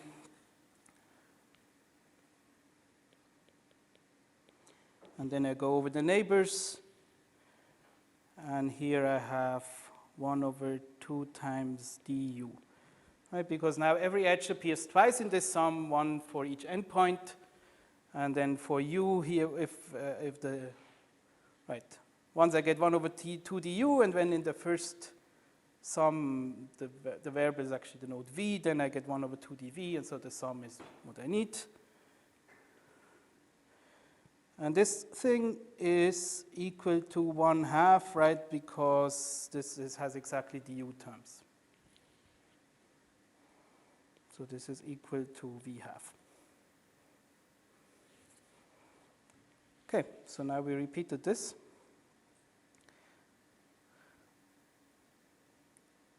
Okay. Now I can talk about the fractional, interpreting this as a fractional coloring. Or let's call it a fractional coloring solution or so that it's slightly differently named, but okay. So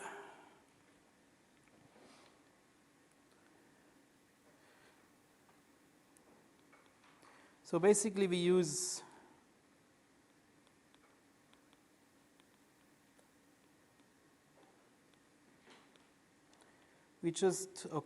we name the kind of an assignment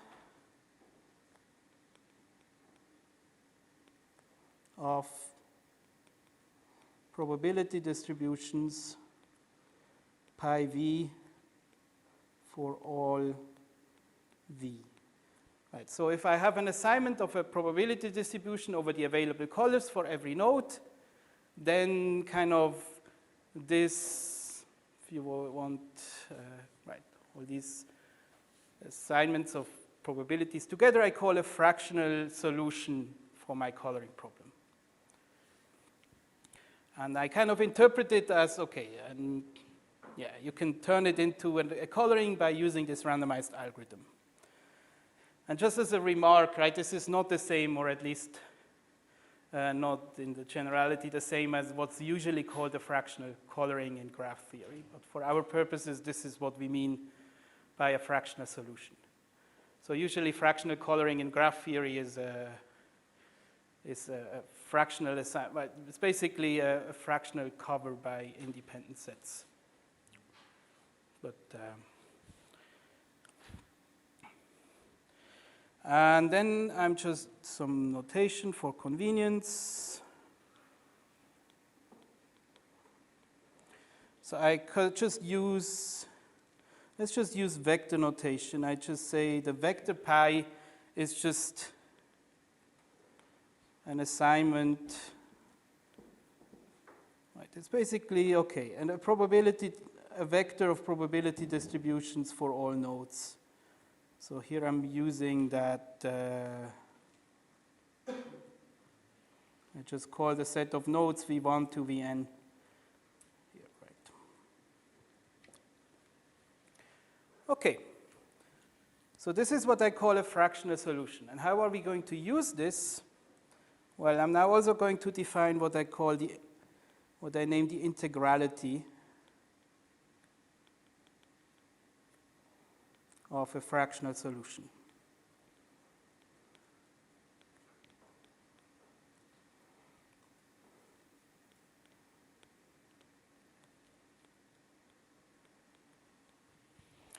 And basically, the definition is just the following. I call this vector pi, which is right, a vector. So it's just right, assignment of a lot of probabilities. I call it 1 over q integral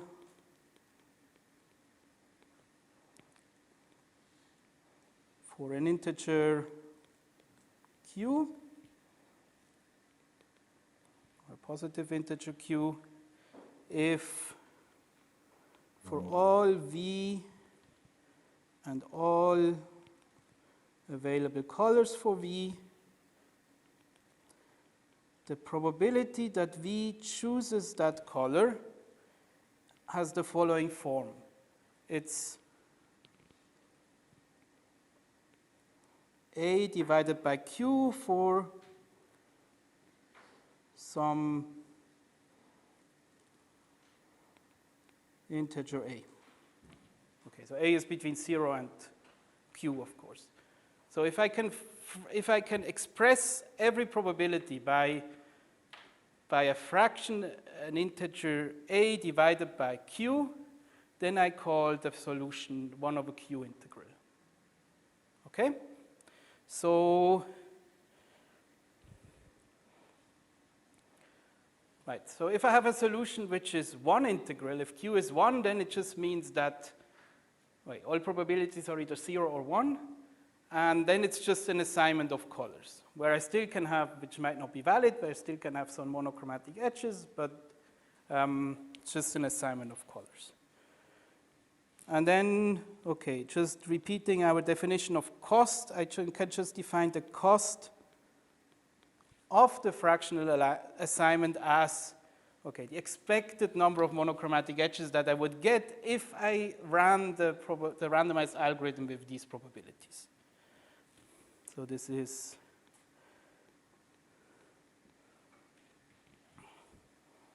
okay, let's use actually UV here.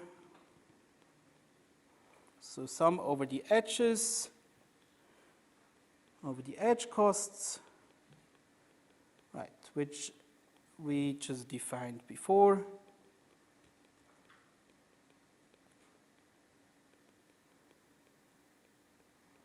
So it's sum over, this is basically what we already had, right?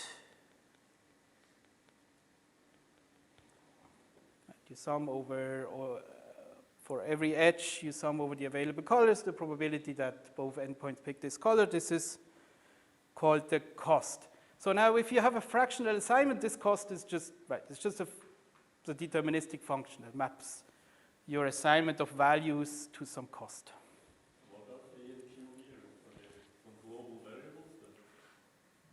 Yes. Well, Q, yes. Let's get to that. So here's our high-level goal now.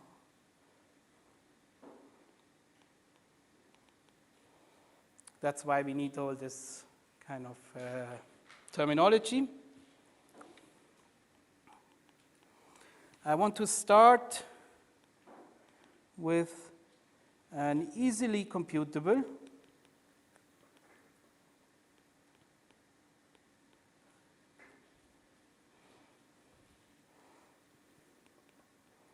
one over Q integral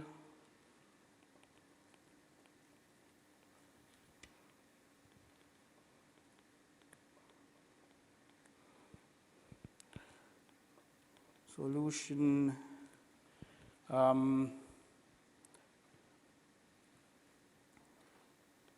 let's call it pi 0.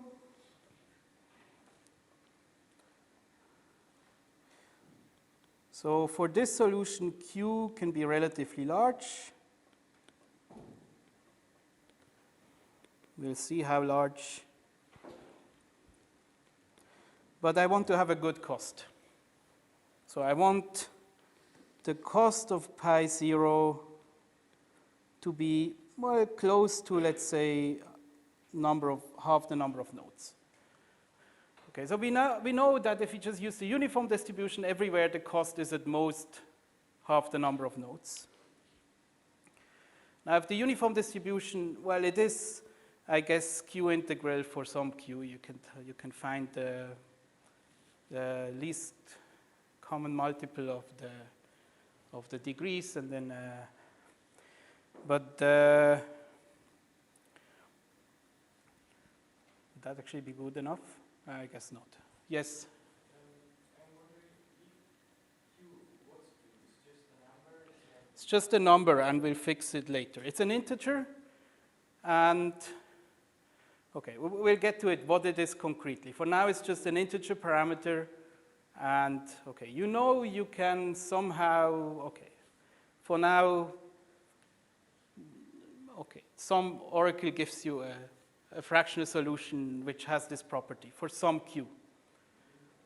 But it will be a solution which is close to the uniform distribution. We just have to tweak it a bit to make it 1 over q integral for a reasonable q. That's the only thing we need to do here. So can it be n-factorial? That will include all No, actually what I want is q to be polynomial in delta in the end, at most. But what do you mean by close to uniform? That this initial... I'll get to that and it should become clear. For now, it doesn't matter if it's close to uniform, it just matters it has a small cost. But yeah, I mean, okay, yeah, I can also go, I mean, basically, okay, you can fix, let's do that directly and then, okay, let's do that. Observation or so.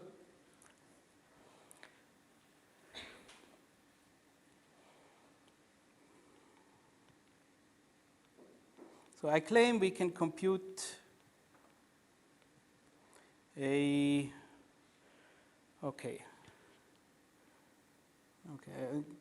let's use q to be a power of 2, that will be convenient.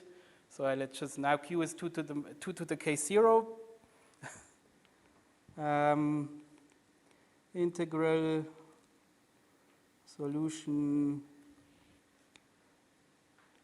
pi with cost, oops, let's call it pi 0, c of pi 0. Okay, I mean, let me just say at most 3 over 5 times v, but 3 over 5 is just basically an arbitrary constant larger than 1/2 for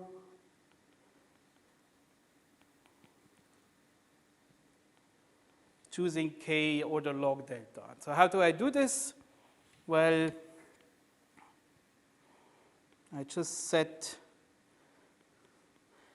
k0 to be really log base 2 of delta plus some constant, which should be sufficiently large. Let's just call it, maybe there's too many c's here, let's call it with something else, gamma.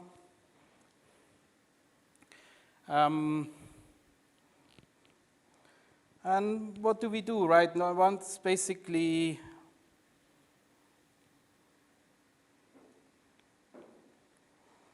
what do we do for node V? So let's define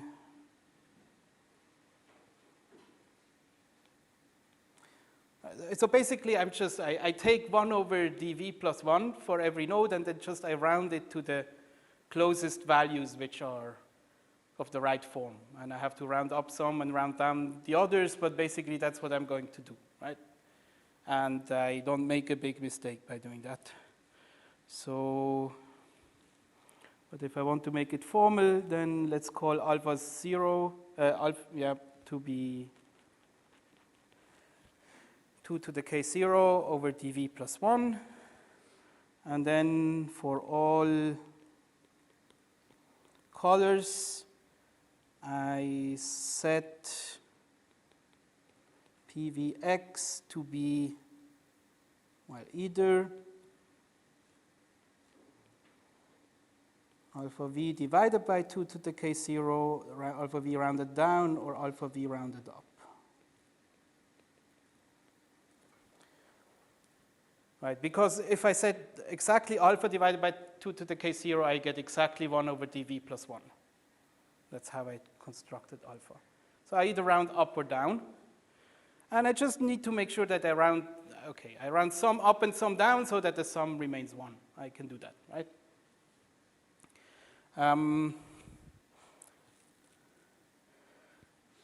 And then I can see how much these values deviate from the uniform distribution. Shouldn't be so surprising that they're close if I So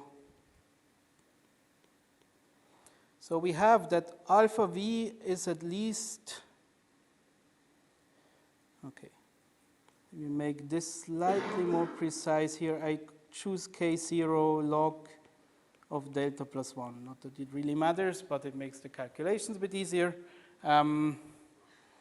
So now I claim that alpha v is at least 2 to the c, because 2 to the k0 is at least c times delta plus 1. And 1 over delta plus 1 is at least 1 over d plus 1 is at least 1 over delta plus 1, right?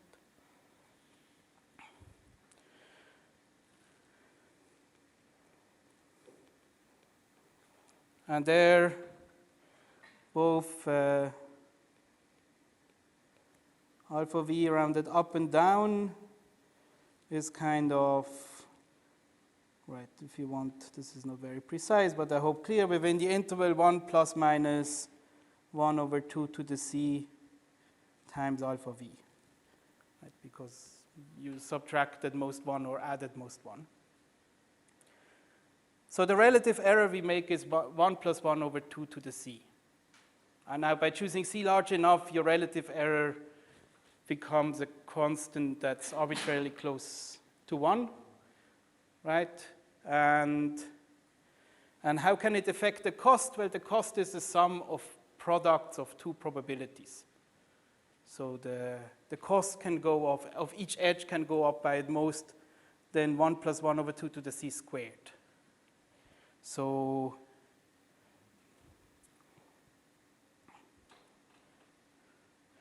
right, so if we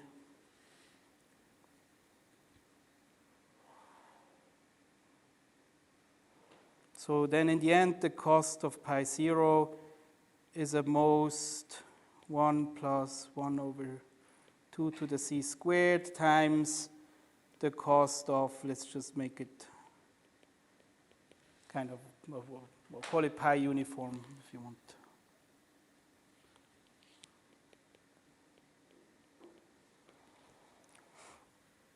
Okay, I mean you can make this even 1 plus 1 over poly delta if you want order log delta. So you can, and this we can do without communication, right? Every node just, okay, it knows what the uniform distribution over colors is, it just tweaks it a little bit to make it 2 to the minus k0 integral. Okay, and how we use that, I just come to that, but yes. Just to be sure that we are trying to, we are trying to say that all the uniform distributions of all the edges are connected by this Q parameter, right? So the uniform distribution is on the nodes, right? So every node has a distribution by which it picks a random color, or a probability distribution over colors. Yeah, but here we start from the uniform distribution and then we just tweak it a little bit to make it 1 over q, where q here is 2 to the k0 integral. By just, right, we just, okay, we can write 1 over degree of the node plus 1 as alpha divided by 2 to the k0, and then alpha is not an integer, so either we have to round it up or down. Okay. Why are we doing that? Give me 5 minutes and then it should be clear. Okay, so now what's the high level goal? Oops.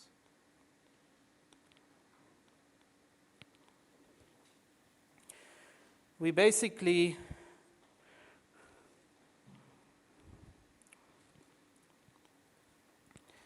right, we start with k0, which was log base delta plus some constant c. And we start with pi 0, which is 2 to the minus k0 integral. And then what I'm going to show you is that if we do this now, this will now be the core part of what we have to do. There is an algorithm which transforms this solution into a solution pi 1. And k1 is just k0 minus 1. And this solution is 2 to the minus k1 integral. So basically, okay, maybe I start from 1 over 16 integral, and then I want to go to 1 over 8 integral, right? And I want to do this such that the cost of pi 1 is at most 1 plus some epsilon times the cost of pi 0. Where I have to choose epsilon in the right way, actually. Okay.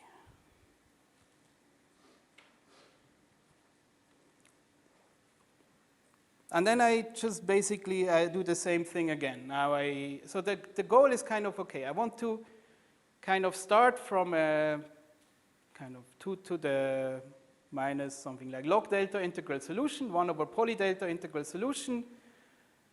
And then in each step, I want to kind of move the integrality a little bit closer to 1. So, and a little bit closer will be by a factor 2, but also that's kind of an arbitrary constant. And so that at the end, I get pi k0. Yep.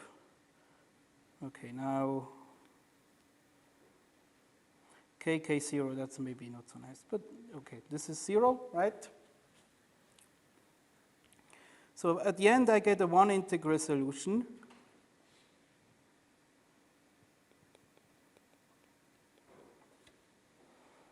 And if I lose a 1 plus epsilon factor in each step, kind of the goal is that the cost of the kind of 1 integral solution at the end is, okay, if I lose a 1 plus epsilon in each step, I have k0 steps, right? I use kind of the product of, lose the product of this, that this is the most, this thing here. And okay, I choose, let's say I choose epsilon to be 1 divided by 5 k0. And if I do this, then this is at most 1 plus 1 over 5 k0 to the k0. And I hope most people have seen this inequality. So 1 plus x is less than e to the x. So I can upper bound this by e to the, well, the kind of the base by e to the 1 over 5 k0, and then I take it to the power of k0. So e to the 1 over 5 times c pi 0. And, okay. And you can verify that this is at most 5 over 4 times c pi 0, and we assume that c pi 0, where we have it,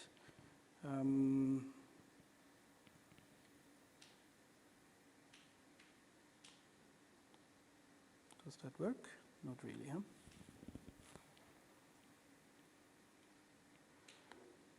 Anyway, so c pi 0 is at most 3 over 5 times v, so then this is at most 5 over 4 times 3 over 5 times v, so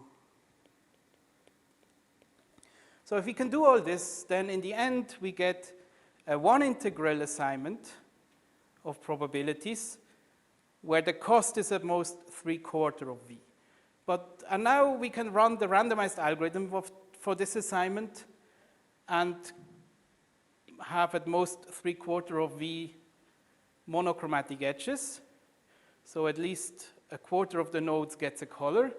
But because we have a 1 integral solution, all the probabilities are 0 or 1 now. So now it's really the randomized algorithm is a deterministic algorithm, right? So the goal is basically to start with a fractional solution, which is basically the uniform distribution over colors, and then slowly turn this fractional solution into one which always gets a little closer to an integral solution. And along the way, don't lose too much in how many edges we color monochromatically. And in the end, we have an assignment of probabilities which are only zeros or ones, and then we don't have probabilities anymore. That's exactly one. Yes, exactly 1, 1, yes. For every node, there is exactly one color which has a 1, which means, okay, this is just an assignment which assigns a color to each node, and it might not be a valid coloring. It can assign the same color to neighbors, but this thing says that this happens for at most 3/4 V many edges, so I have to uncolor at most 3/4 V many nodes, and the remaining nodes can keep their color. So that's the goal. Okay. So I guess, yeah, so, right, just to recap here, I can, oh, this was not what I wanted.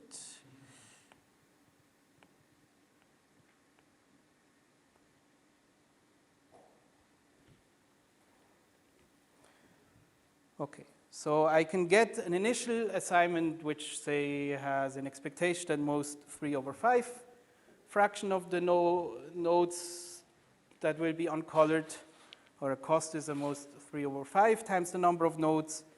And this initial solution has already integrality 1 over poly delta, actually 1 over order delta even. And then I, in log kind of gradually, right, my K0 is now log delta. So in log delta steps, I want to turn it gradually into a solution which is one integral. My epsilon, right, is 1 over order K0. K0 is log delta, so my epsilon I have to achieve an epsilon of something like 1 over order log delta. Okay, so this is what we want to achieve, but now we have to see how we can achieve this. But the key thing really is to understand how one of these steps works, right? I start with a solution. I want to increase the integrality by a factor 2 and not lose too much. So that's really the key. Once we know how to do this, then we have an algorithm. Yes? I'll ask later, okay? No, it's good. And you want to do this deterministically, or is I want to do this deterministically. Oh, deterministically. Yes. I can still ask, because I was thinking of simulated annealing. You know this thing when you have a hugely randomized thing and you start to cool the thing so that they are going to fossilize the atoms or whatever. that's a forbidden word? Oh, I see. I haven't been in this community before today.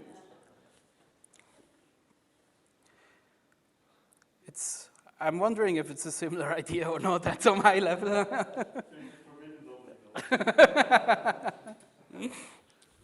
So yes, I want to do everything deterministically. Right. So the fractional problem is really a determinist, right? It's just an assignment of probabilities. I interpret them as probabilities, but the cost is just a function of these fractional values. It's deterministic. So I want to achieve this with a deterministic algorithm, which is fast. But first, I want to achieve this with an algorithm which is sequential, and then we see how to make it distributed.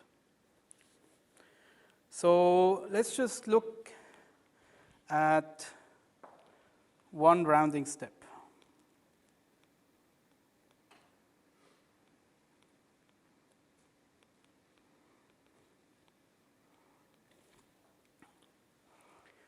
Okay.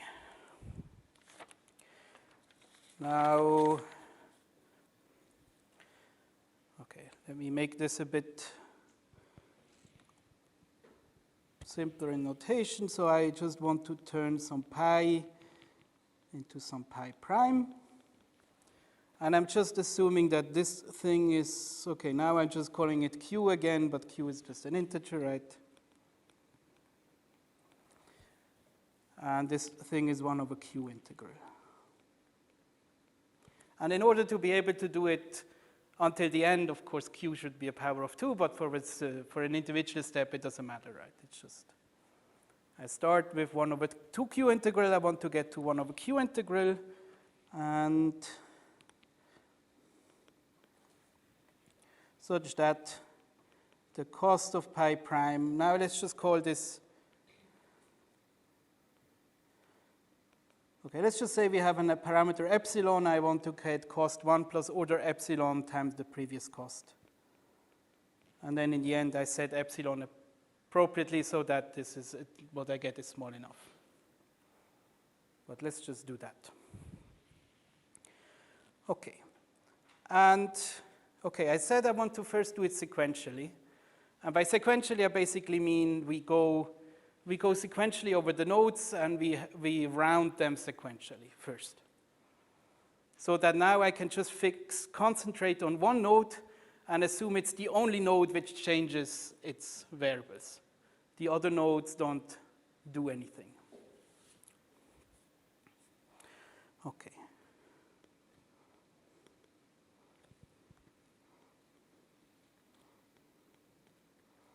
So consider some node V.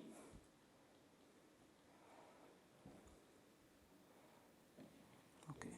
So it has some available colors. And maybe I do this graphically. That's maybe nicer. So this is the set of available colors of this node. And I partition this, or I can look at two subsets of it. One I call LV even, and the other part I call LV odd. So these are the X in LV, the even ones where pi V of X is, right, so the solution I start with is 1 over 2Q integral. So this is of the form some integer divided by 2Q. And here I assume that A is even. And here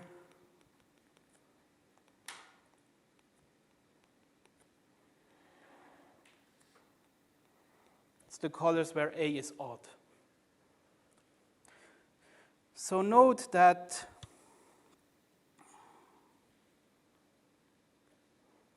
those values are already 1 over Q integral, right? So if you divide an even number by 2Q, then, right, you can take the factor 2 out and you get some integer divided by Q. So for those nodes, for those colors, I don't have to do anything. I just keep their fractional value as it is. For those, I need to change something because A is odd. And what's the easiest way to get it to an even number? I either change it to A minus 1 or to A plus 1, right? So here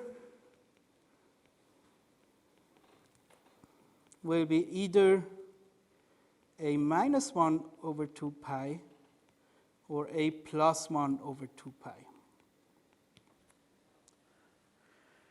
Okay, 2 pi, 2Q, of course, sorry. Don't know where the pi comes from. It's also pi above. That's the reason. But then I don't know where it comes from here.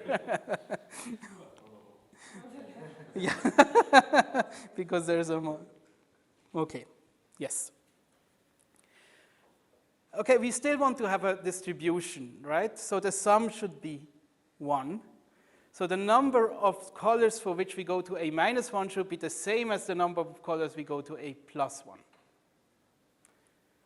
Can we always do this? In order to be able to always do this, we have to make sure that this set has an even size, right? But this set has to have an even size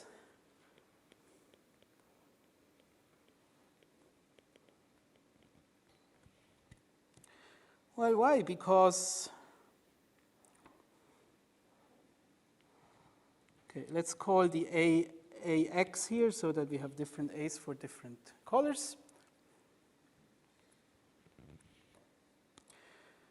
And then why is this even? Because, right, if I sum over all the colors, all the numerators here,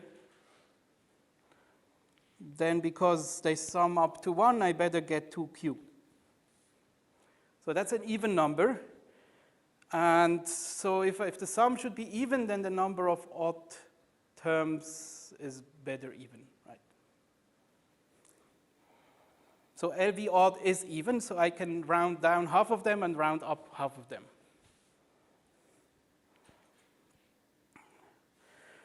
Okay, so what do I need to do now?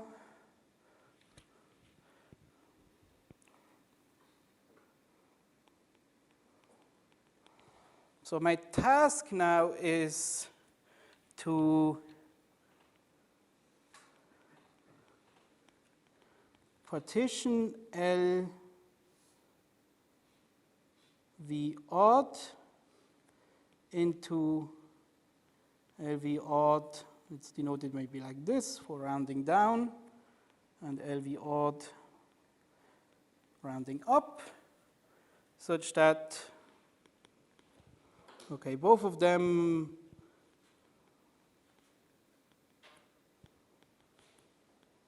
have the same size, right? So this should be a partition here. So both of them are half of the colors. And the overall cost, well, here I don't even want to lose a factor epsilon. I just want that the overall cost does not increase.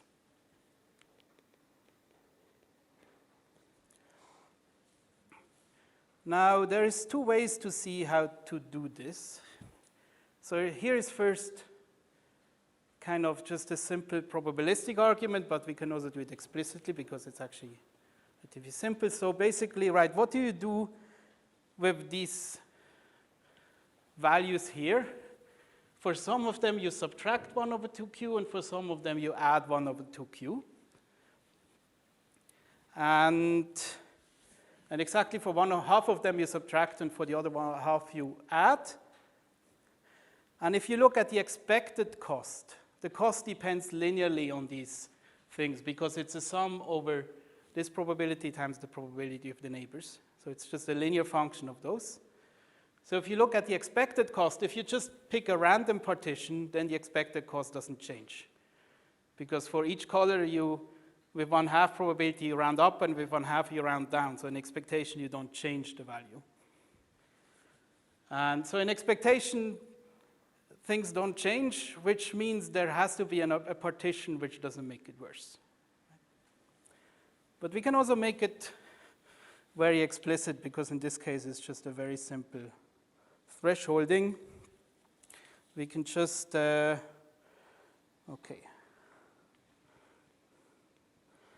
Let's just define the cost of node V as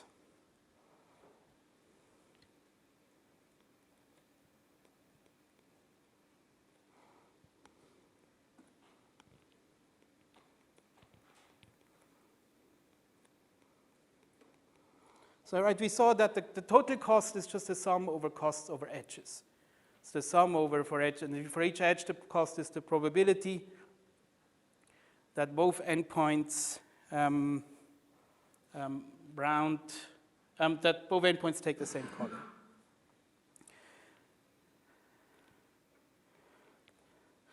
And by changing, okay, right, let's first write it down. So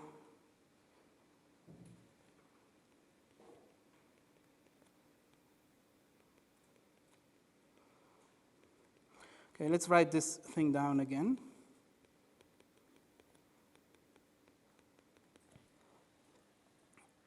And now, okay, so the new cost is a bit tedious to write down, but let's just still do it. So first of all, okay, if I just change the values of v, then I only have to look at this cost, right? The cost of the edges incident to v, because the other edges don't change. So if I make sure that this sum doesn't get worse if I change the, so I'm only changing these values, right, the pi v's. So I change these to, say, call them pi prime v, where right, if I change these values, I just have to make sure that this sum doesn't get larger. And, well, let's just write it down what, okay, I can write this as the, if I want as of pi, I think that would be more appropriate here. So let's write down the cost of for the edges around v of pi prime. Okay. Now, it's basically the same thing, right? They go over all neighbors. And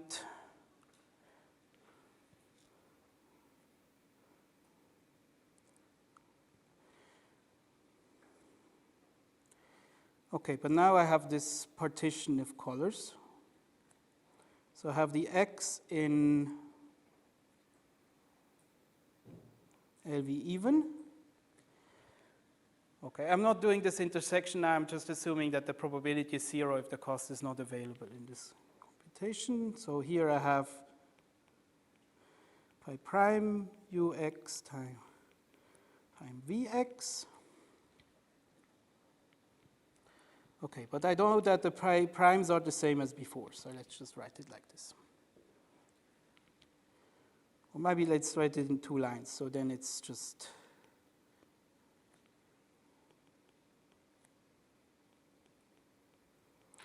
have these 3 sets, right? I have even, odd rounding down, and odd rounding up, but on this level, it's all the same always.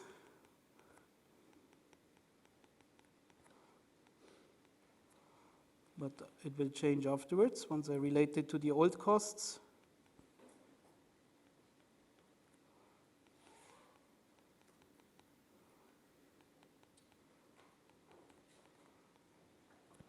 Right, so that's the cost after the change. And now, okay, I can just,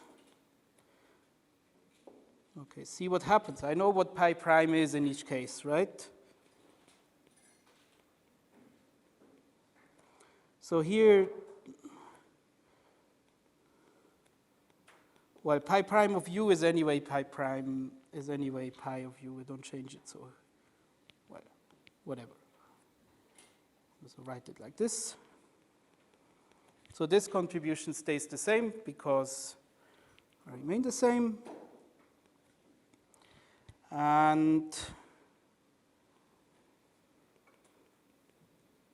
up.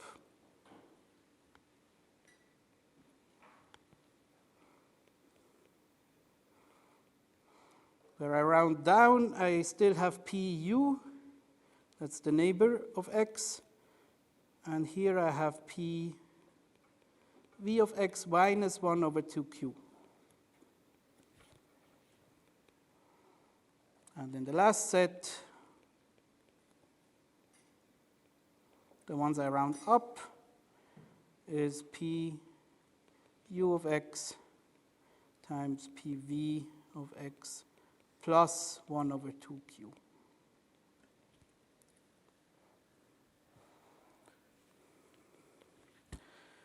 Okay, and now I could just, okay, I can say what this is with respect to the old cost, right? So this is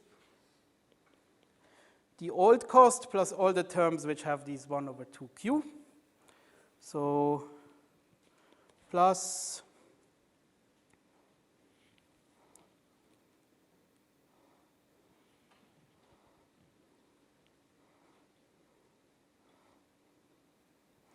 now let's also change the order.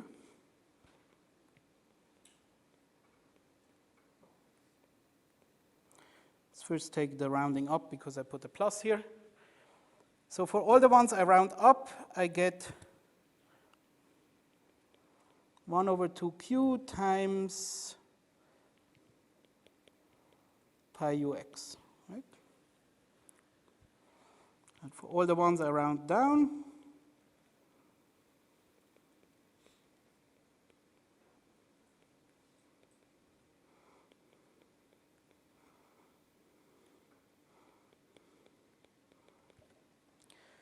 so basically now this tells us how we have to partition, right? It's because we add this to the cost and we remove this to the cost. So basically what we add to the cost is 1 over 2q times the sum of pi u x for all the neighbors of the cost of the x in this set. So I just look at, okay, I just do the partition where I basically order them by sum of PUX among the neighbors. I can order the colors by that and just take the larger half into the ones I round down and the smaller half into the ones I round up. And then this thing is at least, what I subtract is at least as large as what I add.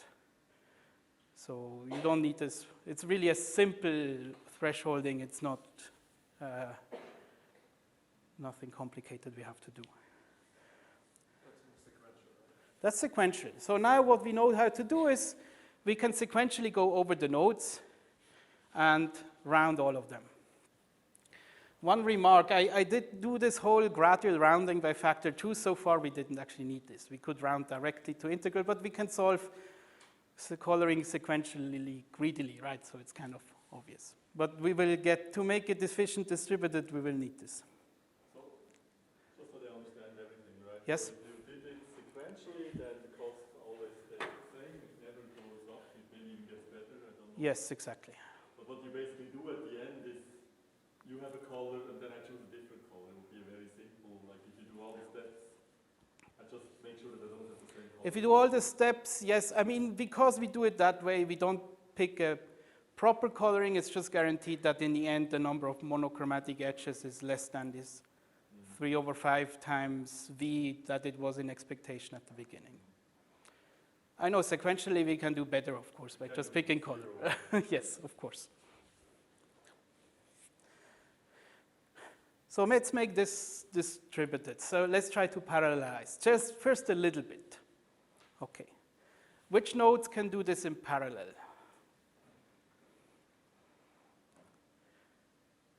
So I claim that if two nodes are not neighbors, they can do this in parallel. Because the only thing which is affected here are the costs of the neighboring edges. So if nodes which do this have disjoint sets of neighboring edges, then we can, I mean, if doing it sequentially for those nodes or in parallel, it just does the same thing. Right? So nodes which are not neighbors can do it in parallel. So this gives, okay, this gives some parallelization. We could first have a coloring, which is kind of, okay, seems like a strange thing to assume if we want to compute the coloring in the end. But we can start with a coloring, and then we could iterate through the colors. And then at least the number of rounds we need is just linear in the number of colors we have. Okay, so that's of course way too slow. And we don't even have a coloring, but let's still write it down.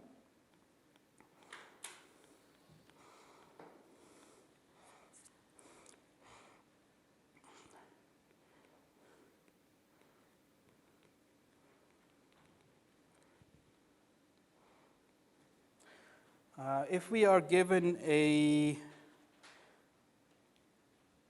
give me a letter for number of colors, beta or so.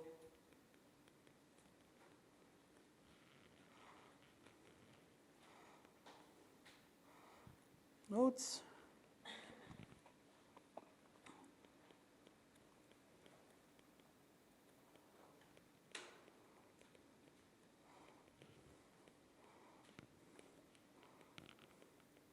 I mean, by the rounding, I mean one rounding step. And we don't even lose anything.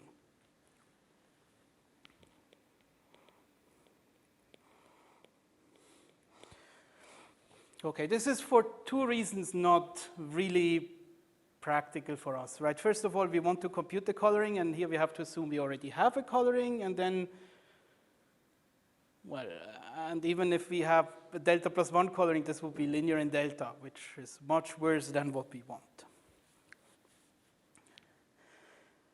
But, okay, so the good thing is, if we have a coloring, we can round, and we can actually round without loss. So now,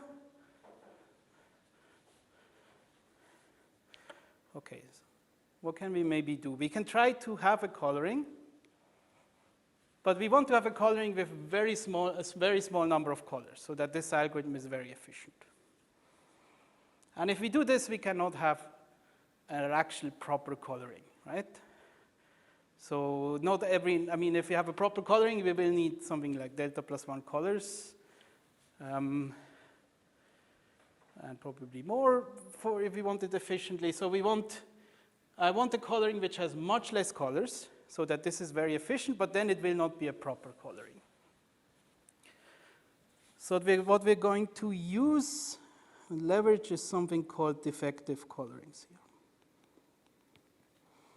And this is also where we will lose something then in the rounding in the end.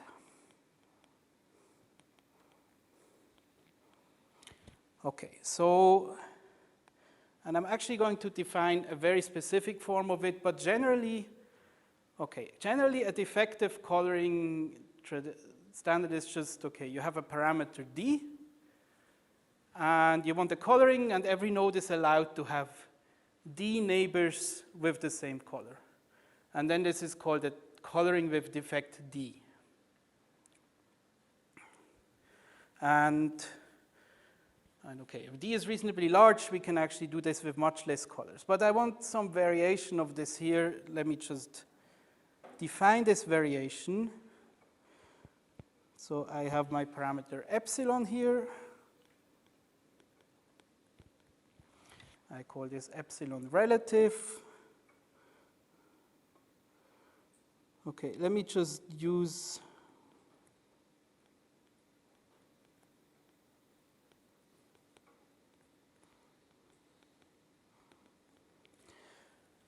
okay, this is kind of a long name, but it just says everything that we want, and I will just define it.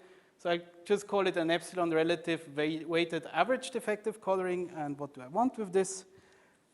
Okay, first with unprecisely, so I'm going to assume that the graph is weighted. I have weights on the edges. Epsilon relative should say that the defect is basically basically I count, the weighted means I count the defect by weights of the edges. So an edge with higher weight costs more to be monochromatic.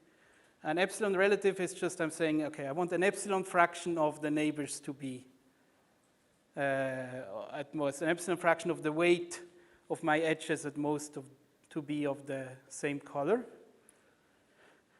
But then I'm also adding average. I just want this on average over all the nodes. But let me just define it a bit more precise. So I'm assuming I have a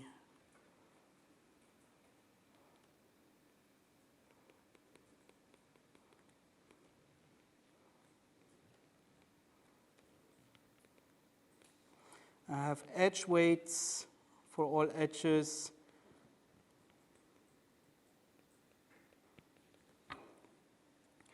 And then I want to have a coloring.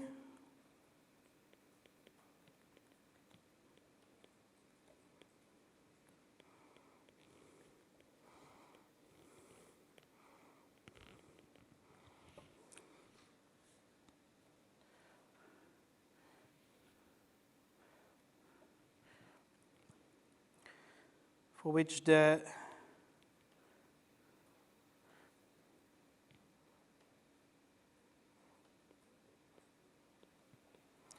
total weight of all monochromatic edges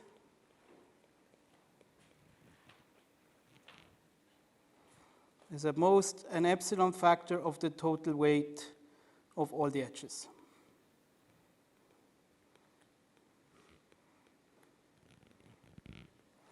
Okay, this is what I would like to have. I want to have a coloring so that the total weight, right, I allow you some neighbors to have the same color and the edges have weights, but I want it so that if I sum the weight of the edges where both endpoints have the same color, this should be at most an epsilon fraction of the total weight of all the edges. And here I'm just telling you what we can achieve, and we can, if somebody's interested, I'm happy to talk how to do it, but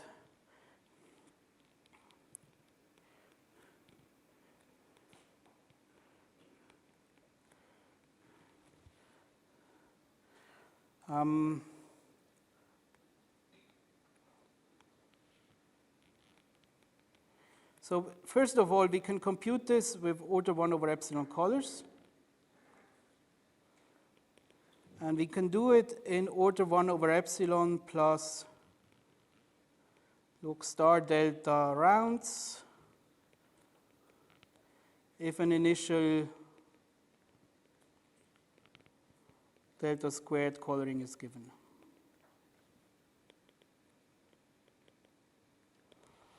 Okay, so I could write log star n, and then computing this is included, but because I want to do this several times, I prefer it that way. But I mean, even ignore this part, it's not so important. So roughly I can do this. I can color the graph with 1 over epsilon colors, and I only need 1 over epsilon rounds for this, and this is what I guarantee. I guarantee that the fraction of edges which total weight of the edges which have both endpoints have the same color is at most an epsilon fraction of the total weight of all the edges. And there is actually more than one algorithm doing it, but it basically, the easiest way to do it, it basically follows from a paper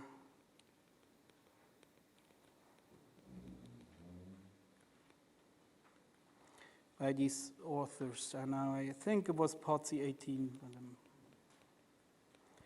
But okay, actually, if you only want 1 over epsilon squared colors, if the number of colors should be 1 over epsilon squared, then we can just adapt the delta squared algorithm we saw earlier today. And if somebody is interested in seeing this, I'm happy to show it. And then one can, so that one can actually do an epsilon in log star in rounds, and yeah, okay, we can talk about this later. For now, let's just assume it. Okay, so this basically follows by prior work, even though the prior work doesn't use exactly this definition, but it's a minor change. Okay, so now I only have 10 minutes, but let's hope that we can do it in 10 minutes, but I think that should be doable because we're almost there, actually, even if it maybe doesn't seem so. Okay, so let's go back to our rounding step.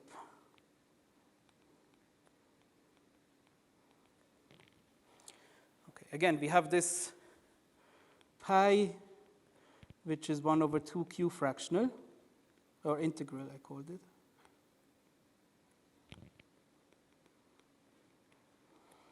And we want to get to pi prime, which was 1 over q integral. Okay, and now I define edge weights.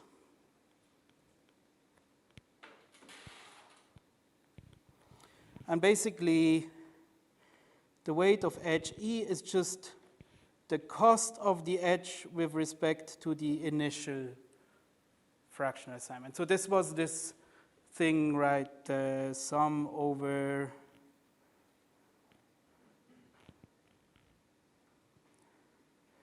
well, let's write it this way. If this is UV, then it's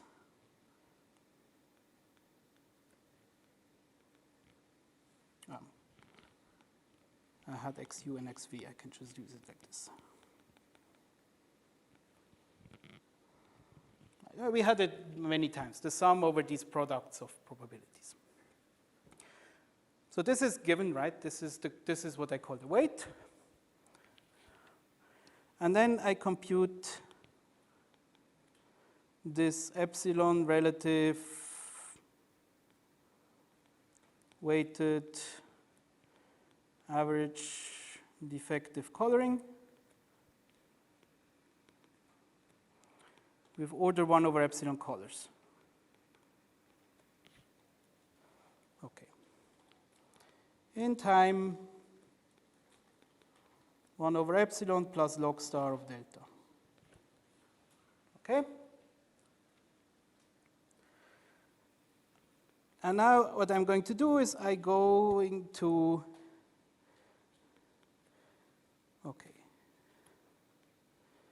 look at the following partition of the edges. I say these are the edges which are bichromatic with respect to this defective coloring, and these are the edges which are monochromatic.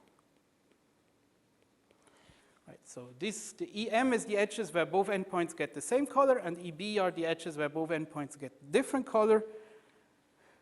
Right, and I know that sum over all the edges in EM of the cost of these edges is at most epsilon times the sum over all the edges. Right, this is from the definition of my defective coloring. And now my rounding algorithm will be very simple, and this is now where we also use this gradual rounding. I'm just going for the rounding, I'm just going to ignore the monochromatic edges. I basically kind of virtually just remove them, I forget about them, and I just use those edges for the rounding. So if I skip those edges and just keep these, now I have a graph which is properly colored, right? With only 1 over epsilon colors. So now I can round perfectly without, so for the cost of those edges, I can make sure that the cost does not increase, and I can do it in only 1 over epsilon rounds, right? I only have to iterate over the 1 over epsilon colors. So basically, I get from pi to pi prime in 1 over epsilon rounds, such that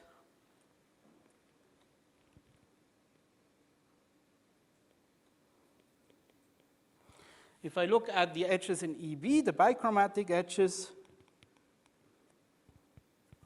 cost of pi prime is not worse than the cost before the rounding. Okay, without the prime.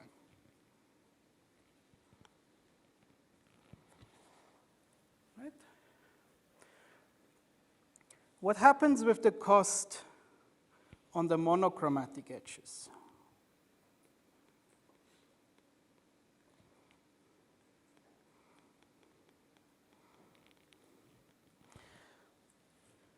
Well, now we have to see, okay, what is the cost, right? The cost is, we can go somewhere up to see it again, is here, for example, we have it, well, the cost of an edge is the sum over all the colors of the two nodes of this product.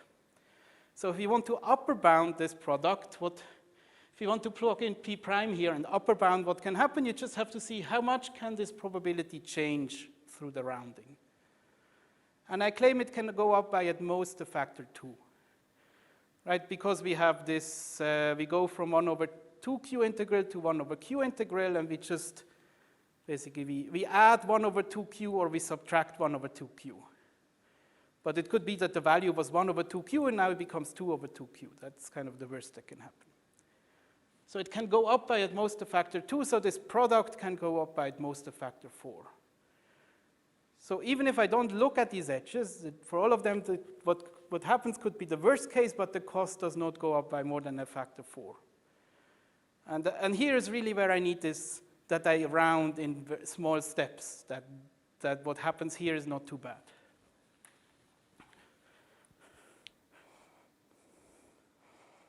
Okay, so this is at most 4 times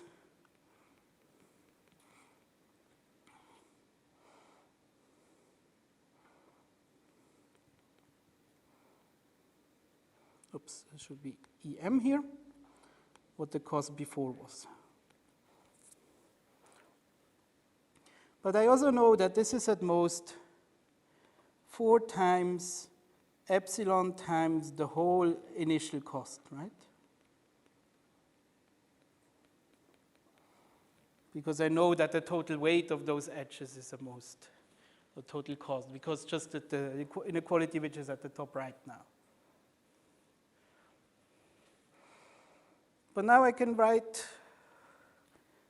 if I sum over all the edges, right?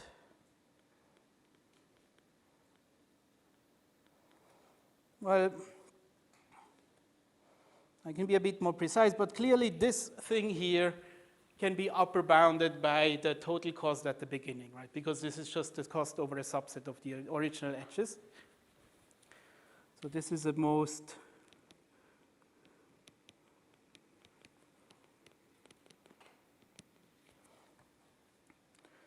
okay, so I get now 1 plus 4 epsilon, right? Times the cost before the rounding.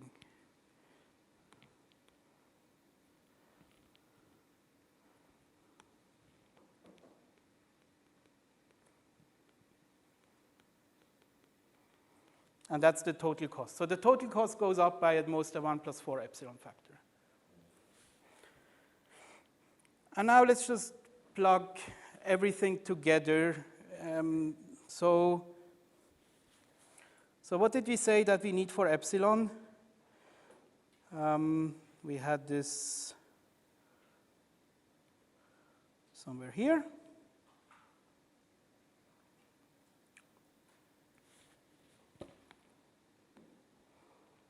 Here, right?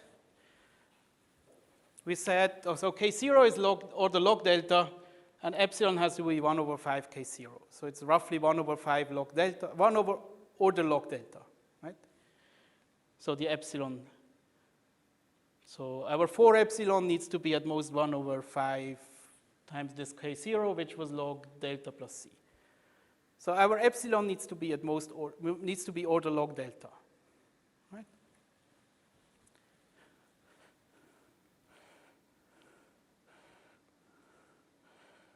Okay, so we need to choose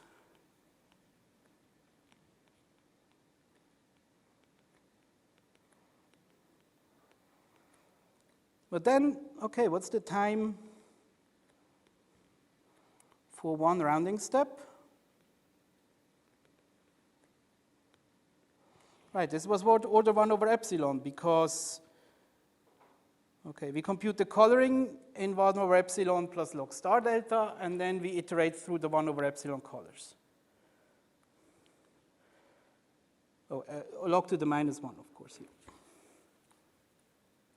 So 1 over epsilon is log delta, and then also the log star delta gets eaten up. So one such rounding step from 2q integral to q integral only needs now log delta rounds. So by doing this defective coloring, we can really cut down the time, well, exponentially, right? And okay, how many rounding steps?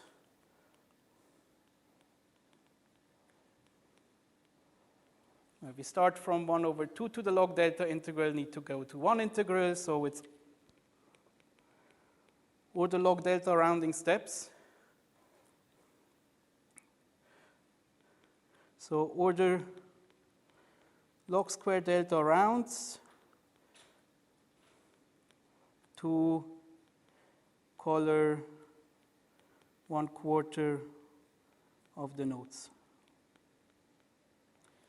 Okay, this is assuming an initial delta squared coloring, so you need log star n at the beginning once. And now you repeat it log n times to color everybody.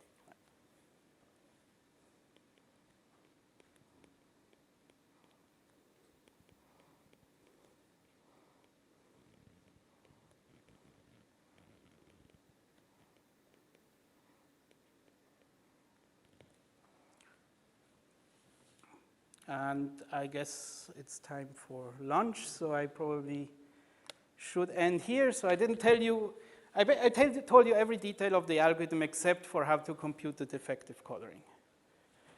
Just one remark, if you just use this algebraic construction that we had before, then you can compute such a defective coloring with this, essentially the same algorithm. You lose a log delta factor or a log square delta if you just use one round of it, if you just use the one round thing. You get a slightly worse algorithm, but we basically already have seen all the techniques needed to get something like log to the 3 or 4 delta here. And then you just can get a slightly better defective coloring to get down to log square delta log n. All right, just, okay. One last thing.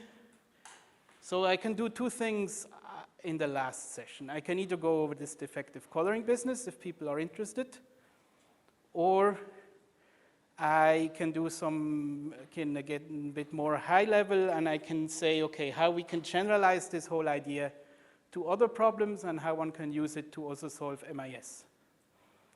But this would then be not as detailed, but just with slides and more high level. I would probably opt for the second one, but it's up to you. I'm happy to do either. You have to do a survey. Yeah. Yeah. Okay, who wants to see defective coloring? I see about 4 or 5. Who wants to see how to do MIS? Okay, that's more. Okay, let's do that. Thank you. Kind of the amount of symmetry breaking we have to do is kind of small enough so that we can do it efficiently. That's maybe a bit the high-level message. Okay, and let me just directly go, let's not talk too much now anymore about related work. So I don't want to start with MIS. I want to start with a much simpler problem. With computing just a large independent set.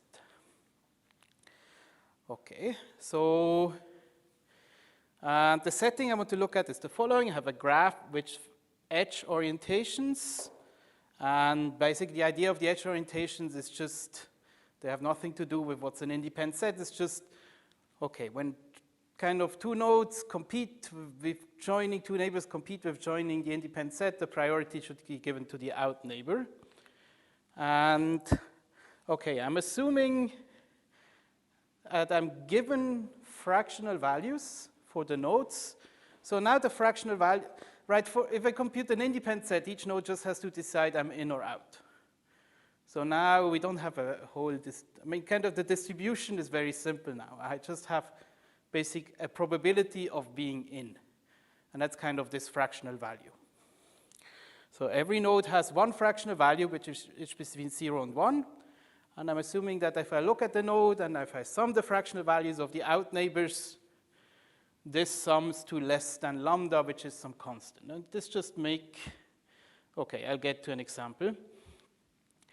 And then we can, okay, here's a simple randomized algorithm for computing an independent set. Every node just marks itself with, kind of uses its fractional value as a probability. You toss a coin, which is 1, with this probability, and then you're marked, and then a node which is marked joins the independent set if no out neighbor is marked. And itself is marked. Okay, and then we can analyze how many nodes join the independent set, and this looks very similar to what we did before, except that, okay, now it's the number of marked nodes minus the number of nodes which are marked which cannot join, which is basically the number of, can again be upper bounded by the number of edges where I have a mark on both sides, right? And I can compute the expectation. So the expectation on the number of marked nodes is just the sum of the probabilities and the sum of the XUs. And what I subtract also looks very similar to before. I sum over all nodes. So now I sum over all edges, and now I just do it like, because it's oriented to all nodes and then all out neighbors of the nodes. Okay, this should look very similar to what we saw before. And I can analyze what's the expected size that I get, and just recall that I have this condition that if I look at the kind of probabilities, I sum the probabilities of the out neighbors. This is the most lambda for some constant lambda, which should be smaller than 1. Okay, so this is the expected size. And this is one way to phrase it right out of the second double sum. The xv I can take out of the second sum. And then I know that this thing is exactly this thing which was bounded by lambda, right? This thing which is now indicated in red. So this is the sum of the values of the out neighbors. So I have sum over the xv minus lambda times sum over the xv. So I have 1 minus lambda times the sum over the xv. So let's say lambda is 1/2, then kind of the expected number of nodes in the independent set is half the sum of the probabilities for marking. So here is a concrete example. Let's just orient all edges from smaller to larger degree, or if the two nodes have the same degree, orient them arbitrarily. And let's set the kind of the xv, kind of the probability of joining the independent set to be lambda divided by the degree of the node. Now, now I claim, okay, if you sum over your out neighbors have a larger degree than yourself, or the same, right? So their probability, or their xv, is at most lambda divided by your degree. And there's a most degree of them many, so the sum of them is at most lambda. Okay, and the number of, so basically, okay, this expected size of the independence you get is sum of 1 over the degree times lambda times 1 minus lambda. The first factor, lambda, just comes from the fact that the sum over the marking probabilities is lambda times sum of 1 over the degree, and then the 1 minus lambda comes from the analysis above. And okay, right, if the x's are integers, then I have a deterministic, basically I get an independent set of that size. That's the same as before. All right. So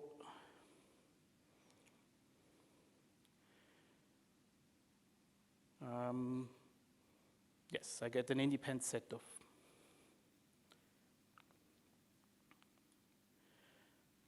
So as before, we call this a fractional solution. It's a fractional independent set. Each node just has this value, xv. And then I run this algorithm. And then the expected size of the independent set I get is this expression that's on the slide. And the idea is to do gradual rounding. And I guess I go quickly over this because we have seen the high-level idea of this. So I want to do gradual rounding and preserve the expected independent set size. So one thing which is kind of different now. So if I call this now, okay, the x is the assignment vector. That was what we called kind of pi before. And I call this the potential. So the potential is the expected size of my independent set if I run the randomized algorithm.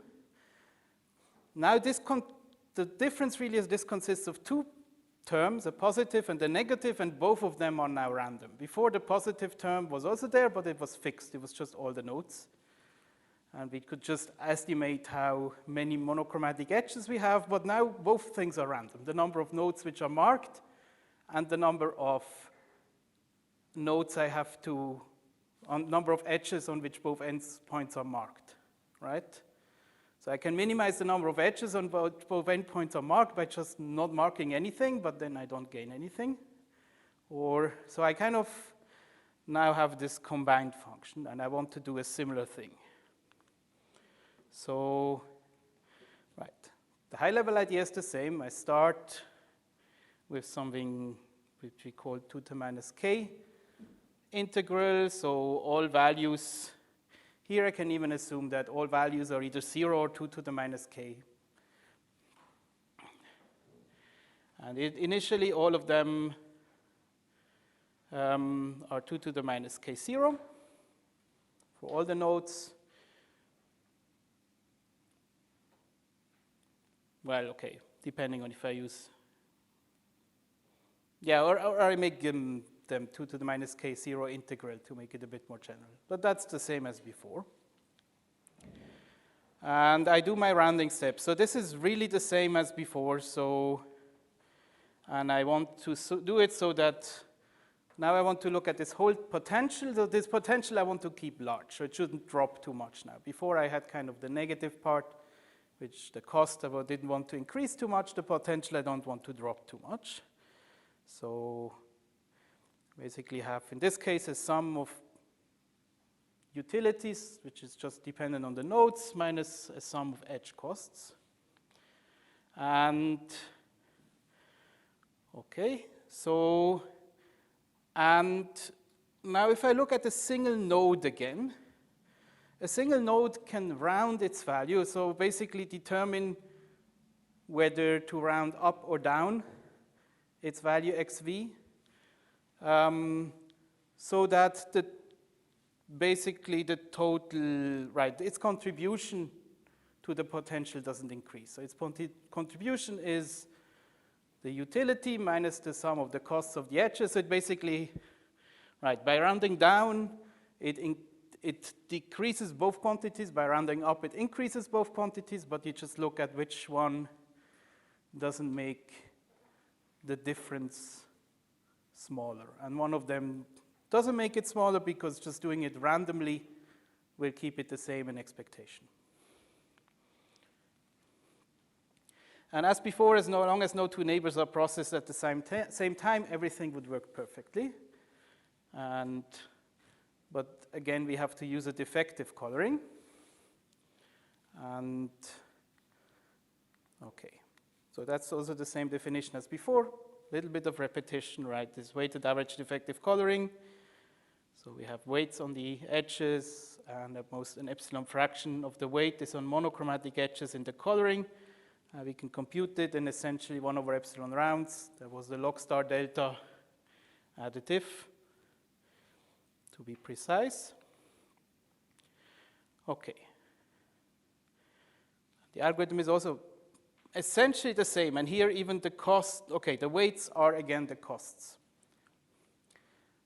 We can even generalize this a little bit, but for now the weights are the costs. And the epsilon is 1 over log delta, and we just round on the subgraph on the bichromatic edges. Here's also a picture on what that actually means, right? So we have our graph. We compute some defective coloring. So some edges have the same color on both edges, on both sides. So it's these. So we kind of drop these edges and just do the rounding on the rest of the graph, which is now properly colored. Okay. And we have the bichromatic edges and the monochromatic. So the potential is basically the sum of the utilities minus the sum of the costs on the bichromatic minus the sum on the monochromatic. And right, we know that the monochromatic edges are at most an epsilon factor of the total cost, and we know that we can perfectly round the first part. So far, all is the same. And this grows by at most a factor 4, still because we at most double each fractional value, and it's still just products of 2 of them. Okay, so this is now what comes out. So if we just plug in what we did before, right, before we could show the cost only grows by a 1 plus epsilon factor, or 1 plus 4 epsilon. So here, if we look at the new potential, is basically the old potential minus, okay, there's a 3 here because you can optimize the calculation slightly. Think of a 4, that's maybe easier to think about. This doesn't matter. So you basically get the new potential, the old potential minus 3 times epsilon times the cost. And then the question is if this is good enough. Right, so what I want is, I don't just want to control how the cost increases, or I want to control this utility minus cost thing, right? But what I have as a guarantee is that the new potential is just the old potential minus kind of an epsilon fraction of the cost before. So if the utility is sufficiently larger than the cost, this works fine. So if the cost is kind of order of the potential, right, then this works fine. So if the cost is order utility minus cost, then this epsilon times cost is just epsilon times the old potential, and it just drops by 1 minus order epsilon factor. And initially, we can guarantee this, at least in our case, with the independent set. It was like basically there was this 1 minus lambda factor, so basically the cost was a lambda fraction of the utility. So if you make lambda small enough, that's the case. The problem is that the only guarantee we get in this rounding step is now that the potential doesn't decrease too much. And this doesn't say anything about how the utility and the cost change. So it potentially could be that both the utility and the cost both get much larger, and the difference still stays the same, but they're now both much larger. And now, somehow, in absolute value, they're both much larger than their difference. And then if you lose an epsilon fraction in those absolute values, you actually lose too much, right, in the next step. So this is really why it doesn't just directly work with the same technique. So this is, we can make true at the beginning, but not necessarily after a few rounding steps. But then, okay, luckily there's a simple trick to enforce this. And here's the simple trick that we use. So, okay, the potential we care about is actually utility minus cost. But now, at the beginning, we say, okay, we define the potential as utility minus, say, 3/2 times the cost. Some factor larger than 1 is basically fine. And then we do one rounding step, but then we also change the potential function every time. And let me just give you intuition of why this kind of works. So initially, okay, I see that I kind of mixed some older and newer versions of this slide. So the factor 2 is, with the lambda, it's a function of this lambda. But if you think of lambda as 1/2, it's a factor 2. So initially, utility is, right, it's sufficiently larger than the cost. And therefore, the next potential is still, right, the potential is basically, at least, is omega of the utility. And then we can implement the first rounding step. But now, as I said, what could happen is that the difference remains the same, but the absolute values of the two terms just get much larger. At least we have no way to control this. But now, basically, what we use is that, okay, for the next iteration, we grow the gap by the cost divided by log delta, right? If you increase I by 1, then you have basically the gap between utility and the positive and the negative term increases by the current cost divided by log delta. And it just turns out, without now doing the math, but if cost was already, utility and cost were already both in the same order, we didn't have to do it, but it doesn't hurt. But if they're larger in absolute value, depending on how much larger, this also the increase of the gap gets larger, right? Because it's proportional to this absolute value. And it turns out if you do this, it just works out that losing an epsilon fraction of the cost afterwards is still good enough. So that's basically the trick that we have to use. And okay, I'm trying to get over these things relatively quickly because this is very similar to what we did, just with a few tweaks. Okay, so you compute the defective coloring, which basically takes time 1 over epsilon. You iterate over the colors, which also takes time 1 over epsilon.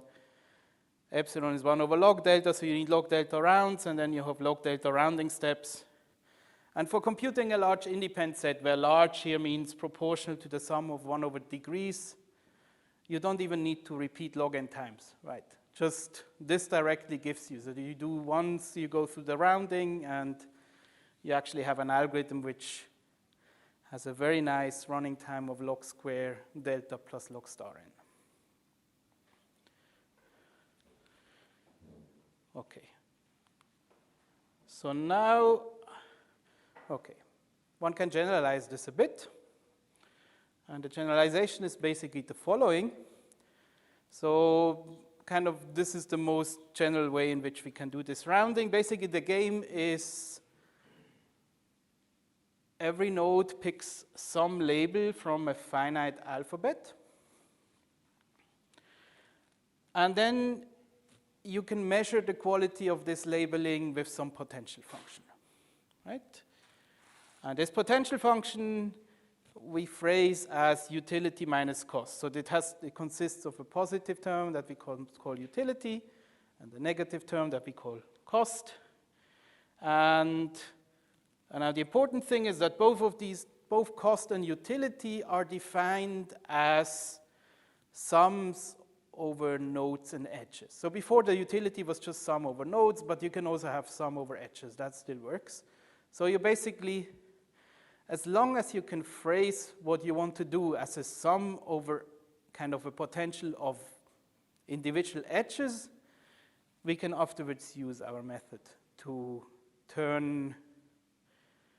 derandomize. And then basically you have a fractional label assignment, which is just a probability distribution for each node over the possible labels.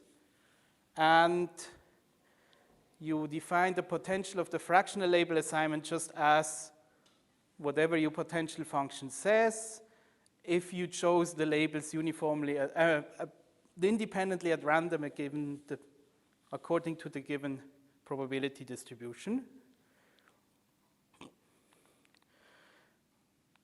And okay, and then now I call it fractionality. Before I called it integrality. I thought I changed it everywhere. But the integrality, the solution is 1 over f integral, right? We said if every fractional value is an integer multiple of 1 over f. So if you start with a fractional label assignment, which is 1 over f integral, and where, okay, you have some initial potential, and you also have this property that we need at the beginning, that kind of the cost and utility are sufficiently separated, so the potential is omega of the utility. Then basically you can turn it into an with a deterministic algorithm into just a labeling of the nodes, so that the potential is not much worse. So it's omega of the initial potential, but you can really make this omega into a 1 minus epsilon factor. You just pay something as a function of epsilon, but you can make it arbitrarily good. And the time to do it is basically log square f. So it depends on how close to integral you start, because we basically do this step factor 2 improvements each time. Okay. So with this generic setup, we can do much more than coloring. And I just want to convince you that we can use this also to solve MIS. Okay? I have to say the algorithm that I'm presenting here is slightly different than what we use in the paper. I kind of changed it a bit because I thought this is easier to present, but let's see if that's true. Okay, same setting as before. I'm assuming I have an oriented graph, which I use in the same way as before. And for every node, initially the sum of the xu's over the out neighbors is at most lambda. But now I'm not just looking at this. I want to compute an independent set of this graph. But I'm adding some stuff to this graph. So I'm assuming there is a bunch of sets given, and let's just concentrate on one set. And for each of those, so there is a set of subsets of these nodes given, and we will see, I'm just defining an abstract problem first. And for each of these sets, I assume that the sum of the fractional values is at least gamma, where gamma is some other constant. Any constant works, but it has to be a constant. So I have a set of subsets, and that's given for each of them, and then my goal is to solve a hitting set problem. My goal is to find an independent set of the graph G above, so that the constant fraction of these sets are hit. So in a constant fraction of these sets, I have at least one node in the independent set. Okay.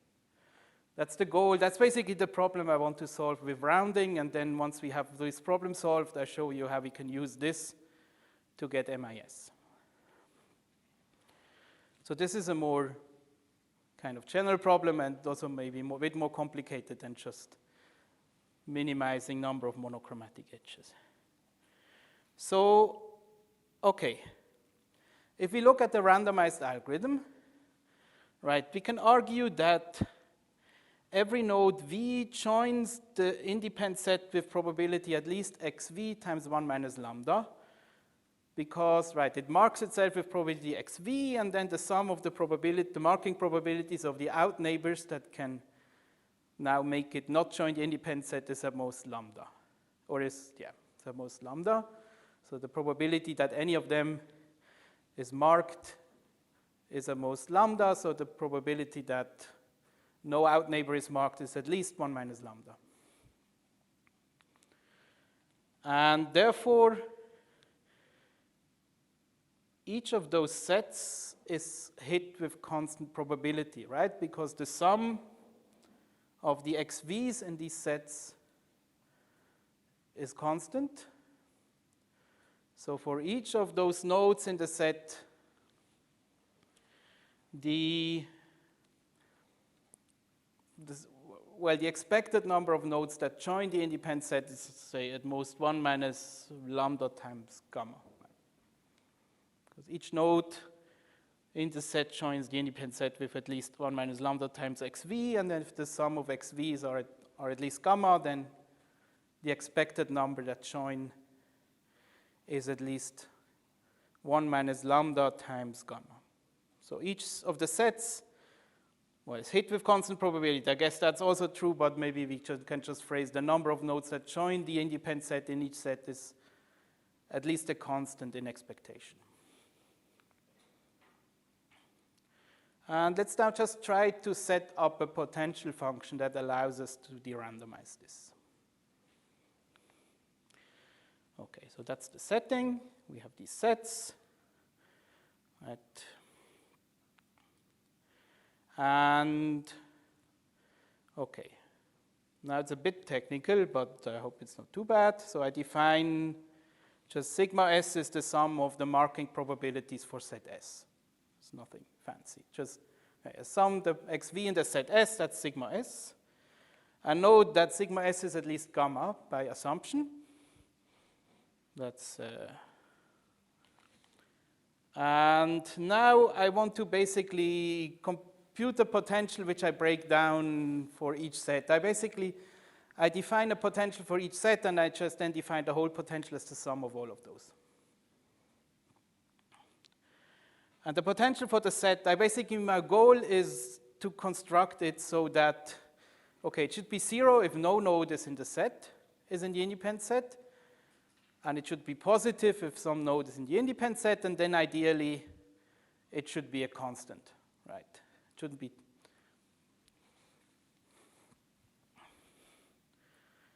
Okay, so let me first try just the following. Let's just say the thing which is in the square brackets here, right? This is basically, this is this rough estimate on how many nodes in expectation join the set. It's the sum of xv is the expected number of nodes which get marked, and for each node if V gets marked, then the second bracket is just 1 minus the sum of the probabilities of the out neighbors, which we know is somewhere between 1 minus lambda and 1.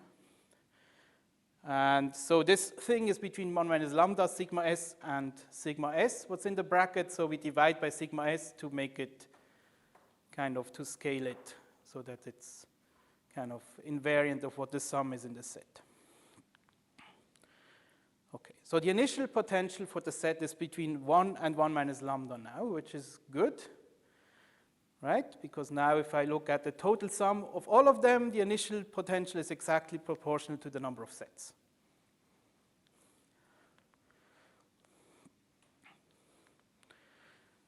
And after rounding, well, one thing is good, right? That if no node in the set is, well, okay. If no node in the independent in the set is in the independent set, then this thing is not going to be positive, right? Because, right, well, one of them needs to be marked, but if a node is marked and then gets unmarked, what's in the bracket is actually going to be 0, so or even negative. So after rounding, but let's say after rounding, the number of nodes in the set, we go through the whole rounding process, and then in the end, the number of nodes for which xv is 1 in some set is k. And the only thing I can really say now is that the potential of the set is at most 1 over sigma s times k, right? Because that's the sum of the marking. That's the number of nodes which get marked, and all of them might join the set. And this I kind of don't like, because this allows that at the end, the potential for a single set could be much larger than 1. If k is much larger than sigma s, the potential for the set is much larger than 1. And then the potential in the end can still be proportional to the number of sets, but maybe they all, the nodes actually all concentrate on one set, and the potential is large because of this set. And I want to show that many sets are hit, so I have to extend my potential function to correct for this. And here's what I'm going to do. I'm just going to say, okay, I don't want too many pairs of nodes that are marked inside the set. So, okay, what's in the sum here is just basically the expected number of pairs which are marked. And then there is a scaling factor, mu over sigma s. And let's just see where this factor comes from. And, okay, so here one remark. So I look at pairs of nodes in this set. So these are pairs of nodes in the graph. These are not nodes which are connected by an edge in the graph, potentially. So in order to be able to later do the rounding, because now my function also depends on those pairs, I have to somehow add virtual edges between nodes and run the rounding algorithm using these virtual edges. Okay, that's one complication we have to take care of. But it will turn out that these edges are all between nodes which are a distance at most 2 in the graph. And in the end, and therefore, at least in the local model, we can easily simulate them. In the congest model, we can, but that's not trivial. Okay, so let's just try this and let's see what happens now. So what can we say about the initial potential? Okay, so the first term here, the sum of the xv is sigma s. This sum of over the out neighbors of xu is at most lambda, and now, okay. So clearly the initial potential is at most for phi s, for every set, the initial potential is at most 1. Because there's only one positive term, and that is 1. Now let's look at this last sum here.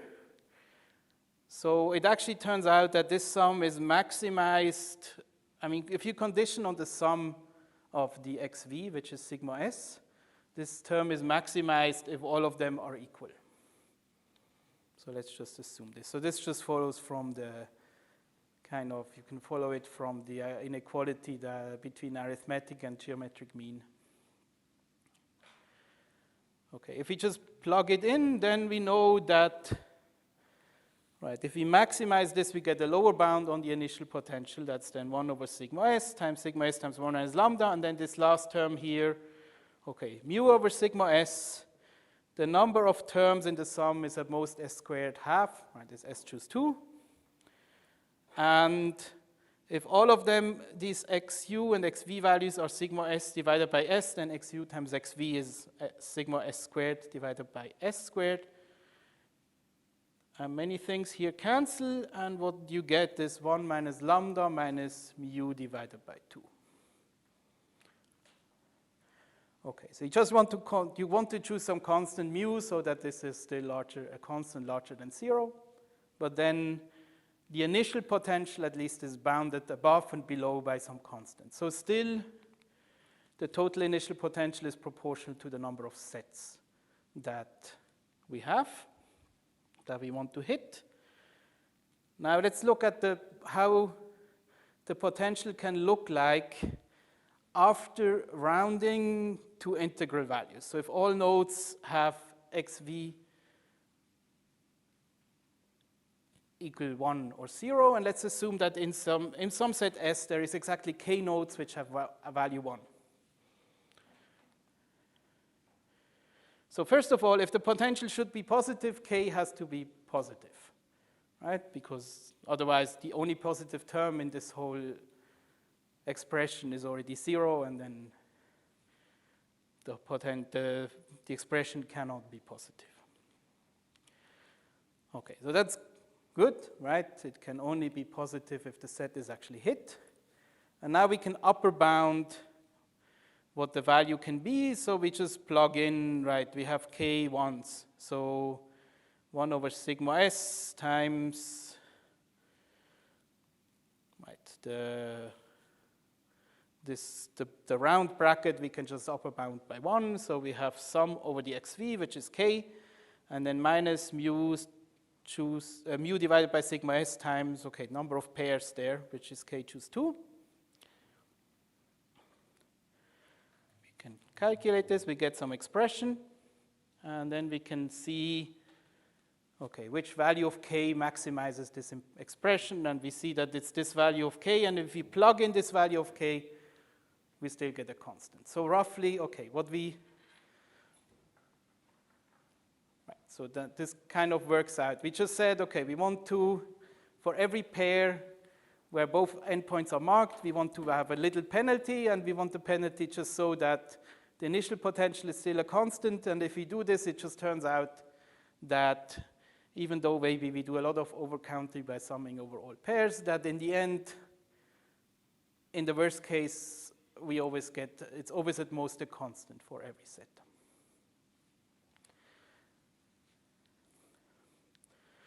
Okay, but this means that if initially our potential is proportional to the number of sets we want to hit, and if we round so that in the end the potential is still proportional to the number of sets we hit, then we actually now have we now get an actual independent set which hits a constant fraction of the sets. Okay, so this is a bit more, so here actually setting up the potential function that works was a bit tricky. But since we have the potential function and this generic rounding, we can just plug it into the framework and we get a deterministic algorithm for getting this. And okay, and the running time depends on the fractionality of or the integrality of the initial values. So how does this relate to MIS? How late is it? Okay, I'm supposed to finish almost now, but maybe I'll take 5 more minutes. Yes. Okay. Some of you might have seen Luby's MIS algorithm, which basically works as follows, or one version of it works as follows. There's different versions. Every node kind of marks itself with probability 1 over 2 times its degree. And if two neighbors try to join, then priority is given to the higher degree node. And with this setting of probabilities, we already saw that in our directed, again, we orient from lower degree to higher degree. The sum of the values of the out neighbors is at most 1/2, so our lambda is at most 1/2. And now, okay, let's just, I don't redo the analysis of Luby's algorithm, but these are the main things we know. We call a node good if the sum of the probabilities around, okay, the sum of the marking probabilities of all its neighbors is at least 1/6. And we call an edge good if at least one of its nodes is good. And then one can show that the constant fraction of the edges is good. Okay, not going to redo that, but if you want to see the math, you can, well, you can read Roche's script on MIS, that's in there. And now what we do is just we take every good edge and we just define all the nodes which would remove this edge, which is basically all the nodes which are at most at distance 1 from this edge, right? Because if a node joins the MIS, then it deletes all its neighbors and it also deletes the edges of all its neighbors for the remaining graph. So for each of the good edges, we define a set for our hitting set problem, which just consists of all the nodes which could kill this edge if it's in the independent set.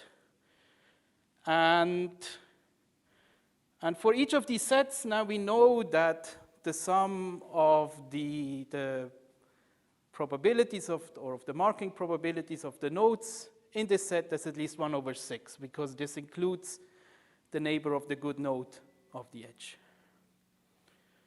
And basically now we have this hitting set problem that we need, right? For every good edge, we have a set, and we know that each set is hit with constant probability, or the sum of the probability is at least constant. So we have exactly the setting from before, and we can just plug in the algorithm we designed for hitting set, and I guess it would be sufficient if you just do this for every good node, right? And instead of every good edge, because if you, just to make sure that the distances are not too large, but basically, right. So the virtual edges that we have to include are between nodes which are at most distance 2, or maybe the way I phrased it, at most distance 3 between nodes in the graph, so I can, at least in the local model, I can easily simulate them.